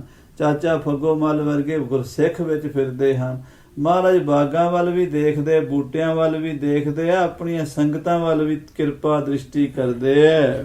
ਜਾਨ ਪ੍ਰੇਮ ਸਿੱਖਨ ਕੋ ਜਾਲ, ਇਹਨਾਂ ਪਿਆਰੇ ਸਿੱਖਾਂ ਦਾ ਪ੍ਰੇਮ ਵੇਖ ਕੇ, ਸਤਿਨਾਮ ਦੀਆਂ ਸੰਗਤਾਂ ਦੀ ਸ਼ਰਧਾ ਵੇਖ ਕੇ, ਅਨਿਓ ਬਚਨ ਤੁਮ ਪਏ ਨਿਹਾਲ। ਮਹਾਰਾਜ ਗੁਰੂ ਤੇਗ ਬਹਾਦਰ ਸਾਹਿਬ ਜੀ ਆਪਣੀ ਰਸਨਾ ਤੋਂ ਵਰ ਦਿੱਤਾ, ਤੁਸੀਂ ਨਿਹਾਲ ਹੋ ਸਿੱਖੋ, ਤੁਸੀਂ ਨਿਹਾਲ ਹੋ ਗਏ। ਭਈ ਨਿਹਾਲ ਨਿਹਾਲ ਨਿਹਾਲ ਨਿਹਾਲ ਨਿਹਾਲ ਨਿਹਾਲ ਹੀ ਕਰ ਦਿੱਤਾ ਹੈ ਗੁਰੂ ਸਾਹਿਬ ਜੀ ਨੇ। ਸਾਂਝ ਭਈ ਲੈ ਸੰਗਤ ਸੰਗ, ਜਦੋਂ ਸ਼ਾਮ ਹੋਈ ਹੈ, ਮਹਾਰਾਜ ਆਪਣੀਆਂ ਸੰਗਤਾਂ ਨੂੰ ਨਾਲ ਲੈ ਕੇ ਸਤਿਗੁਰ ਪਏ ਅਰੂੜਤ ਰੰਗ, ਆਪਣੇ ਘੋੜੇ ਤੇ ਸਵਾਰ ਹੋਏ ਹਨ। ਸਨੇ ਸਨੇ ਪੁਨਪੁਰ ਮਹਿ ਆਏ, ਸਹਜੇ ਸਹਜੇ ਗੁਰੂ ਸਾਹਿਬ ਨਗਰ ਵਿੱਚ ਆ ਗਏ ਹਨ। ਉਤ ਸਭ ਕਰਤ ਅਨੇਕ ਮਨ ਪਾਏ, ਔਰ ਬੜੇ ਸੋਹਣੇ ਸੁੰਦਰ ਉਤਸ਼ਾਹ ਹੋ ਰਹੇ ਹਨ। ਧਰਮਸਾਲ ਮਹਿ ਉਤਰੇ ਜਾਏ, ਔਰ ਧਰਮਸ਼ਾਲਾ ਵਿੱਚ ਆ ਗਏ ਹਨ। ਜੋ ਸਭ ਸੰਗਤ ਕੀਨ ਬਨਾਏ, ਔਰ ਸਾਧ ਸੰਗਤ ਜੀ, ਧਰਮਸ਼ਾਲਾ ਗੁਰੂ ਕੀ ਸੰਗਤ ਨੇ ਗੁਰੂ ਵਾਸਤੇ ਬਣਾਈ ਹੈ, ਗੁਰਦੁਆਰਾ ਬਣਾਇਆ ਹੈ। ਇੱਥੇ ਦੱਸਦੇ ਨੇ 9 ਯਾਦਗਾਰਾਂ ਹਨ। ਘਰਾਂ ਦੇ ਵਿੱਚ ਗੁਰੂ ਘਰ ਵੀ ਹਨ ਤੇ ਗੁਰਸਿੱਖਾਂ ਦੇ ਘਰਾਂ ਵਿੱਚ ਵੀ ਗੁਰਦੁਆਰੇ ਹਨ ਛੋਟੇ ਛੋਟੇ। ਤੇ ਉਹ ਜਿਹੜਾ ਬਾਗ ਹੈ, ਉਹ ਵੀ ਕਈ ਵਾਰੀ ਇਤਿਹਾਸ ਵਿੱਚ ਆਇਆ ਵੀ ਕੁਝ ਲੋਕਾਂ ਨੇ, ਦੀਵਾਨ ਦੀ ਸ਼ਰਾਰਤੀ ਲੋਕਾਂ ਨੇ, ਸਰਕਾਰੀ ਬੰਦਿਆਂ ਨੇ ਹੜੱਪਣ ਦੀ ਕੋਸ਼ਿਸ਼ ਕੀਤੀ ਸੀ। ਅੱਜ ਤੋਂ 50 ਸਾਲ ਪਹਿਲਾਂ ਇੱਕ ਤਿਆਰ ਬਰ ਤਿਆਰ ਗੁਰੂ ਕੀ ਲਾਡਲੀ ਫੌਜ ਨਿਹੰਗ ਸਿੰਘ ਸਾਹਿਬ ਜੀ ਨੇ ਉੱਥੇ ਜਾ ਕੇ ਮੋਰਚਾ ਲਾਇਆ ਤੇ ਉਹ ਸੰਗਤਾਂ ਨੇ ਉਹਨਾਂ ਦਾ ਸਹਿਯੋਗ ਦਿੱਤਾ ਤੇ ਫਿਰ ਉਸ ਮੋਰਚਾ ਫਤਿਹ ਹੋਇਆ। ਸੋ ਇਸ ਤਰ੍ਹਾਂ ਹੁਣ ਬਿਹਾਰ ਵਿੱਚ ਖਾਲਸਾ ਜੀ ਗੁਰਦੁਆਰੇ ਬੜੇ ਹਨ, ਪਰ ਅਸੀਂ ਉਹਨਾਂ ਇਤਿਹਾਸਿਕ ਗੁਰਦੁਆਰਿਆਂ ਤੋਂ ਜਦੋਂ 84 ਦਾ ਭਾਣਾ ਵਰਤਿਆ ਹੈ ਨਾ, ਉਹ ਜਿਹੜੀ ਹਿੰਦੂ ਸਿੱਖ ਦੀ ਵੈਰ ਵਿਰੋਧਤਾ ਬਣੀ ਹੈ, ਕਈ ਵੀਰਾਂ ਨੂੰ ਪੰਜਾਬ ਆਉਣਾ ਪੈ ਗਿਆ, ਸੰਗਤਾਂ ਉਧਰ ਘਟ ਗਈਆਂ। ਜਿਹੜੇ ਹਿੰਦੂ ਲੋਕ ਸ਼ਰਧਾ ਰੱਖਦੇ ਸਨ, ਉਹਨਾਂ ਦੀ ਸ਼ਰਧਾ ਵੀ ਤੋੜ ਦਿੱਤੀ ਗਈ। ਇਸ ਤਰ੍ਹਾਂ ਦੇ ਹਾਲਾਤ ਪੈਦਾ ਹੋਏ ਹਨ, ਚਿੰਤਾ ਦਾ ਵਿਸ਼ਾ ਹੈ। ਜਿਵੇਂ ਪਿੱਛੇ ਜੀ ਪਿੰਡ ਸ਼ਹੀਦ ਪੀਰ ਦੀ ਇੱਕ ਗੱਲ ਚੱਲੀ ਸੀ, ਉੱਥੇ ਗੁਰੂ ਗ੍ਰੰਥ ਸਾਹਿਬ ਦਾ ਸਰੂਪ ਹੈ, ਉਹਦਾ ਇਤਿਹਾਸ ਮਿਲਦਾ, ਉਹ ਵੀ ਗੁਰੂ ਸਾਹਿਬ ਗੁਰੂ ਤੇਗ ਬਹਾਦਰ ਸਾਹਿਬ ਦਾ ਸਥਾਨ ਸੀ, ਪਰ 150 ਸਾਲ ਪਹਿਲਾਂ ਉਹ ਸਥਾਨ ਢਹਿ ਗਿਆ। ਹੌਲੇ ਹੌਲੇ ਉੱਥੇ ਸਿਰਫ ਇੱਕ ਕਮਰਾ ਹੀ ਹੈ ਜਿਹਦੇ ਚੋਂ ਪੰਡਤ ਜੀ ਗੁਰੂ ਗ੍ਰੰਥ ਸਾਹਿਬ ਦੀ ਸੇਵਾ ਕਰਦੇ ਰਹੇ। ਤੇ ਸਮੇਂ ਨਾਲ ਭਾਈ ਧੰਨਾ ਸਿੰਘ ਜੀ ਸਾਈਕਲ ਯਾਤਰੀ ਨੇ 1930 ਦੇ ਵਿੱਚ ਵੀ ਉੱਥੇ ਜਾ ਕੇ ਦੇਖਿਆ ਸੀ। ਉਦੋਂ ਵੀ ਗੁਰਦੁਆਰਾ ਨਹੀਂ ਸੀ, ਭਾਵ ਹਾਲਾਤ ਉਦੋਂ ਵੀ ਮਸਤਾਨੇ ਸਨ, ਹੁਣ ਉਦੋਂ ਵੀ ਮਸਤਾਨੇ ਹੋ ਚੱਲੇ ਆ। ਇਹ ਸਾਨੂੰ ਸਾਰੇ ਪੰਥ ਦੇ ਜਿਹੜੇ ਠੇਕੇਦਾਰ ਬਣੇ ਹੋਏ ਆ, ਸਾਨੂੰ ਚਾਹੀਦਾ ਹੈ ਵੀ ਅਸੀਂ ਬਿਹਾਰ, ਅਸਾਮ, ਬੰਗਲਾਦੇਸ਼ ਤੱਕ ਜਿਹੜੇ ਗੁਰਦੁਆਰੇ ਹਨ, ਹਿੰਦੁਸਤਾਨ ਦੇ ਹੋਰ ਸ਼ਹਿਰਾਂ ਵਿੱਚ ਗੁਰਦੁਆਰੇ, ਅਸੀਂ ਪਾਕਿਸਤਾਨ ਦੇ ਗੁਰਦੁਆਰਿਆਂ ਦੀ ਵੀ ਅਰਦਾਸ ਕਰੀਏ ਵੀ ਮਹਾਰਾਜ ਉਹ ਸਾਨੂੰ ਮਿਲਣ, ਸੇਵਾ ਸੰਭਾਲ ਹੋਵੇ। ਪਰ ਜਿਹੜੇ ਭਾਰਤ ਵਿੱਚ ਹਨ, ਉਹਨਾਂ ਬਾਰੇ ਤਾਂ ਅਜੇ ਬਹੁਤ ਕੁਝ ਕੀਤਾ ਜਾ ਸਕਦਾ, ਉਹ ਵੀ ਸਾਨੂੰ ਉੱਥੇ ਗੁਰਸਿੱਖਾਂ ਨੂੰ ਆਬਾਦ ਕਰਨਾ ਚਾਹੀਏ। ਅਸਥਾਨ ਉੱਥੇ ਸੰਗਤਾਂ ਜੁੜਦੀਆਂ ਰਹਿਣ, ਕਾਰੋਬਾਰ ਦਈਏ ਉਹਨਾਂ ਨੂੰ। ਜਿੰਨਾ ਪੈਸਾ ਅਸੀਂ ਸਾਧ ਸੰਗਤ ਦੀ ਹੋਰ ਕੰਮਾਂ ਤੇ ਲਾ ਰਹੇ ਹਾਂ, ਕਿ ਉਹਨਾਂ ਸ਼ਹਿਰਾਂ ਦੇ ਵਿੱਚ ਸਿੱਖਾਂ ਨੂੰ ਆਬਾਦ ਕਰਨ ਤੇ ਨਹੀਂ ਲਾ ਸਕਦੇ। 100-200 ਘਰ ਸੰਗਤ ਦੇ ਹੋਣ, ਕੋਈ ਇਹੋ ਜਿਹੀ ਸੋਚ ਵੀ ਹੋਵੇ ਸਾਡੀ ਵੀ ਅਸੀਂ ਲੋਕਾਂ ਅੰਦਰ ਪਿਆਰ ਬੀਜ ਸਕੀਏ, ਨਫ਼ਰਤ ਨਾ ਬੀਜੀਏ। ਆ ਨਫ਼ਰਤ ਬੀਜ ਕੇ ਪਿਛਲੇ 30-40 ਸਾਲਾਂ ਦੇ ਵਿੱਚ ਅਸੀਂ ਬੜਾ ਨੁਕਸਾਨ ਕਰਵਾ ਚੁੱਕੇ ਹਾਂ। ਗੁਰੂ ਕਿਰਪਾ ਕਰੇ ਸਾਨੂੰ ਮੱਤ ਆ ਜਾਵੇ, ਅਸੀਂ ਗੁਰੂ ਨਾਨਕ ਦਾ ਉਹ ਪਿਆਰ ਦਾ ਪੈਗਾਮ ਕਲਗੀਧਰ ਪਾਤਸ਼ਾਹ ਦਾ ਹਿੰਦੂ ਤੁਰਕ ਕੋ ਰਾਫਜੀ ਇਮਾਮ ਸਾਫੀ ਮਾਨਸ ਕੀ ਜਾਤ ਸਭ ਹੈ ਇੱਕ ਹੈ ਪਹਿਚਾਨ ਬੋ, ਕਿਤੇ ਉਹ ਸਮਾਜ ਨੂੰ ਦੇ ਸਕੀਏ ਤੇ ਫਿਰ ਗੁਰਦੁਆਰਿਆਂ ਵਿੱਚ ਉਸੇ ਤਰ੍ਹਾਂ ਰੌਣਕਾਂ ਲੱਗ ਜਾਣ, ਨਿਸ਼ਾਨ ਸਾਹਿਬ ਝੂਲਣ, ਲੰਗਰ ਚੱਲਣ ਤੇ ਨਫ਼ਰਤ ਦਾ ਬੀਜ ਪੀਸੇ ਜਾਣ, ਖਤਮ ਹੋ ਜਾਣ ਤੇ ਪਿਆਰ ਦੇ ਅੰਕੁਰ ਫੁੱਟ ਪੈਣ। ਸੋ ਇਹ ਮਹਾਰਾਜ ਸੱਚੇ ਪਾਤਸ਼ਾਹ ਕਿਰਪਾ ਕਰੇ। ਸੋ ਸਸਰਾਮ ਨਗਰ ਦੇ ਵਿੱਚ ਸੰਗਤ ਨੇ ਮਹਾਰਾਜ ਵਾਸਤੇ ਧਰਮਸ਼ਾਲਾ ਬਣਾਈ, ਗੁਰੂ ਕਾ ਬਾਗ ਲਵਾਇਆ, ਹੋਰ ਬੜੀਆਂ ਯਾਦਾਂ ਕਾਇਮ ਕੀਤੀਆਂ। ਰੁਚਿਰ ਪ੍ਰਿਯੰਕ ਸੋ ਉਪਰ ਰਾਜਾ, ਸਤਿਗੁਰੂ ਜੀ ਸੋਹਣੇ ਪਲੰਗ ਦੇ ਉੱਤੇ ਬਿਰਾਜਮਾਨ ਹੋਏ ਹਨ। ਪਿਖ ਪਿਖ ਸਿੱਖਨ ਕਲ ਮਖ ਭਾਜੈ, ਦੇਖ ਦੇਖ ਕੇ ਸਿੱਖਾਂ ਦੇ ਪਾਪ ਨਾਸ ਹੋ ਜਾਂਦੇ ਹਨ। ਭਈ ਨਿਸਾ ਪੁਨ ਮੰਗਲ ਕਰੇ, ਰਾਤ ਹੋਈ ਬੜੀ ਖੁਸ਼ੀ ਦੇ ਨਾਲ ਸੰਗਤਾਂ ਨੇ ਧੂਫ ਤੁਖਾਵਹਿ ਆਨੰਦ ਭਰੇ, ਧੂਫਾਂ ਤੁਖਾਈਆਂ ਨੇ, ਦੀਵੇ ਬਾਲ ਕੇ ਮਹਾਰਾਜ ਸੱਚੇ ਪਾਤਸ਼ਾਹ ਦੇ ਦਰਬਾਰ 'ਚ ਰੋਸ਼ਨੀ ਕੀਤੀ ਹੈ। ਦੀਪਕ ਬਾਰ ਆਰਤੀ ਸਾਜੀ, ਦੀਵੇ ਬਾਲ ਕੇ ਆਰਤੀ ਕੀਤੀ। ਅੱਜ ਕੱਲ ਸਾਧ ਸੰਗਤ ਜੀ ਇਹ ਪੰਕਤੀ ਦਾ ਗਗਨ ਮੈਂ ਥਾਲ ਰਵ ਚੰਦ ਦੀਪਕ ਬਨੇ ਤਾਰਕਾ ਮੰਡਲ ਜਨਕ ਮੋਤੀ ਸਹਾਰਾ ਲੈ ਕੇ ਕਈ ਪ੍ਰੇਮੀ ਆਰਤੀ ਦਾ ਖੰਡਨ ਕਰਨ ਤੁਰ ਪੈਂਦੇ ਹੋ। ਕਹਿੰਦੇ ਜੀ ਬਾਣੀ 'ਚ ਖੰਡਨ, ਇੱਥੇ ਕੋਈ ਖੰਡਨ ਨਹੀਂ ਹੈ। ਇੱਥੇ ਬਲਕਿ ਗਗਨ ਮੈਂ ਥਾਲ ਰਵ ਚੰਦ ਮਹਾਰਾਜ ਨੇ ਵਿਰਾਟ ਆਰਤੀ ਦਾ ਜ਼ਿਕਰ ਕੀਤਾ, ਜਿਹੜੀ ਵੱਡੀ ਹੋ ਰਹੀ ਅਕਾਲ ਪੁਰਖ ਦੀ, ਜਿਹੜੀ ਨਿਰਗੁਣ ਸਰੂਪ ਦੀ ਹੋ ਰਹੀ ਹੈ। ਤੇ ਉਹਦੇ ਵਿੱਚ ਤਾਂ ਇਹ ਵੀ ਲਿਖਿਆ ਪਵਨ ਚੌਰੋ ਕਰੇ, ਵੀ ਮਹਾਰਾਜ ਅਕਾਲ ਪੁਰਖ ਦੇ ਸੀਸ ਤੇ ਪਵਨ ਦੇਵਤਾ ਚੌਰ ਕਰ ਰਿਹਾ। ਫਿਰ ਇਹਨਾਂ ਨੂੰ ਪੁੱਛੋ ਵੀ ਤੁਸੀਂ 1000, 500, 2-2000 ਦੇ, 10-10 ਹਜ਼ਾਰ ਦੇ, ਲੱਖ ਲੱਖ ਰੁਪਏ ਦੇ ਚੌਰ ਗੁਰਦੁਆਰਿਆਂ 'ਚ ਕਿਉਂ ਰੱਖੇ ਨੇ ਸੋਨੇ ਦੀ ਡੰਡੀਆਂ ਵਾਲੇ, ਇਹ ਵੀ ਚੁੱਕ ਦਿਓ ਫਿਰ। ਸੋ ਇਹ ਨਾਸਤਿਕ ਟੋਲਾ ਸਾਡੇ 'ਚ ਆ ਗਿਆ ਪਿਛਲੇ 100 ਸਾਲ 'ਚ, ਪਤਾ ਨਹੀਂ ਕੀ ਕੁਝ ਕਹਿਤਾ। ਦੀਵੇ ਬਾਲ ਕੇ ਆਰਤੀ ਕਰਨ ਨੂੰ ਮਨਮਤ ਕਹਿੰਦੇ ਆ, ਪਰ 10ਵੇਂ ਪਾਤਸ਼ਾਹ ਦੀ ਬਾਣੀ ਵਿੱਚ ਕਿਵੇਂ ਸਪਸ਼ਟ ਲਿਖਿਆ ਮਹਾਰਾਜ ਨੇ ਕਿ ਦੀਵੇ ਬਾਲ ਕੇ ਆਤ ਸੁਧਾਰ ਕੇ ਆਰਤੀ ਦੀਪ ਜਗਾਇਓ, ਫੂਲ ਸੁਗੰਧ ਸੋ ਅਛਤ ਦਛਨ ਜਛਨ ਜੀਤ ਕੋ ਗੀਤ ਸੁਗਾਇਓ, ਧੂਪ ਜਗਾਏ ਕੇ ਸੰਖ ਬਜਾਏ ਕੇ ਸੀਸ ਨਿਵਾਏ ਕੇ ਬੈਨ ਸੁਨਾਇਓ, हे जग माए सदा सुखदाय दा सुंभ को गाए बड़ो जस पायो, ਸੰਖਨ ਕੀ ਧੁਨ ਘੰਟਨ ਕੀ ਘਰ ਫੂਲਨ ਕੀ ਬਰਖਾ ਬਰਖਾਵੇਂ। ਤੇ ਆਰਤੀ ਦੇ ਬਾਰੇ ਮਹਾਰਾਜ ਗੁਰੂ ਗ੍ਰੰਥ ਸਾਹਿਬ ਵਿੱਚ ਵੀ ਹੈ, ਧੂਪ ਦੀਪ ਕਿਰਤ ਸਾਜ ਆਰਤੀ ਵਾਰ ਨੇ ਜਾਓ ਕਮਲਾਪਤੀ। ਇਹ ਸ਼ਰਧਾ ਦੀਆਂ ਗੱਲਾਂ ਨੇ, ਇਹਨਾਂ ਨੂੰ ਗੁਰਮਤ ਮਨਮਤ ਦੀ ਤਕੜੀ 'ਚ ਤੋਲ ਕੇ ਨਾਸਤਕ ਬਣਾਉਣ ਵਾਲਿਆਂ ਨੇ ਬੜਾ ਨੁਕਸਾਨ ਕੀਤਾ ਹੈ। ਕਵੀਰਾਜ ਭਾਈ ਸੰਤੋਖ ਸਿੰਘ ਲਿਖਦੇ, ਸ਼ਹਿਰ ਦੀਆਂ ਸੰਗਤਾਂ ਬਲਿਆਰ ਜਾ ਰਹੀਆਂ, ਵਾਰੇ ਵਾਰੇ ਜਾ ਰਹੀਆਂ, ਸੱਚੇ ਪਾਤਸ਼ਾਹ ਦੀਆਂ ਆਰਤੀਆਂ ਉਤਾਰਦੀਆਂ ਹਨ।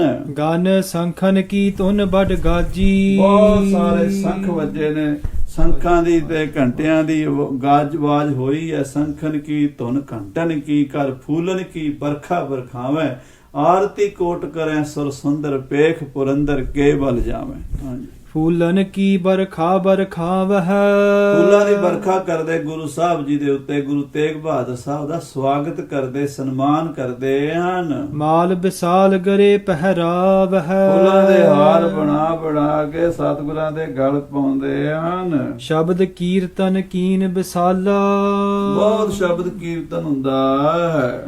ਜਾਗਤ ਰਹੇ ਸਿੱਖ ਤਿਸ ਕਾਲਾ, ਤੇ ਗੁਰੂ ਕੇ ਸਿੱਖ ਸਾਧ ਸੰਗਤ ਜੀ ਜਾਗ ਕੇ ਨਾਮ ਜਪਦੇ ਸਾਰੀ ਸਾਰੀ ਰਾਤ ਹੀ ਕੀਰਤਨ ਕਰੀ ਜਾਂਦੇ, ਕਿਉਂਕਿ ਜਿਨ੍ਹਾਂ ਨੂੰ ਗੁਰਬਾਣੀ ਦਾ ਪਿਆਰ ਲੱਗਾ ਨਾ, ਉਹਨਾਂ ਨੂੰ ਨੀਂਦਰ ਨਹੀਂ ਆਉਂਦੀ। ਨਿਉ ਵਾਲੇ ਨੈਣਾ ਕੀ ਨੀਂਦਰ ਦਿਨੇ ਰਾਤ ਪਏ ਵਹਿੰਦੇ।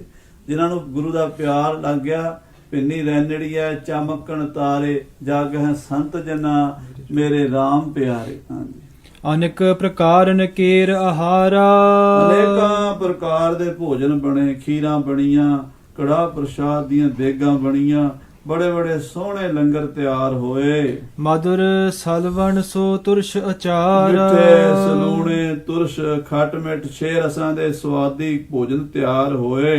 ਜਿਸ ਕੇ ਗ੍ਰਹਿ ਕੀ ਵਸਤ ਜੋ ਆਈ, ਜਿਹਦੇ ਘਰ ਚੋਂ ਜੋ ਵੀ ਭੇਟਾ ਆਈ ਸੀ, ਸ਼੍ਰੀ ਗੁਰ ਤੇਗ ਬਹਾਦਰ ਖਾਈ। ਉਹ ਮਹਾਰਾਜ ਨੇ ਸਾਰਿਆਂ ਦੇ ਘਰਾਂ ਦੀ ਆਈ ਹੋਈ ਪਦਾਰਥਾਂ ਨੂੰ ਭੋਗ ਲਾਇਆ, ਤਾਂ ਕਿ ਕਿਸੇ ਸਿੱਖ ਨੂੰ ਇਹ ਨਾ ਹੋਵੇ ਮੇਰੇ ਘਰ ਤੋਂ ਜਿਹੜਾ ਪ੍ਰਸ਼ਾਦ ਗਿਆ ਗੁਰੂ ਸਾਹਿਬ ਨੇ ਛਕਿਆ ਨਹੀਂ।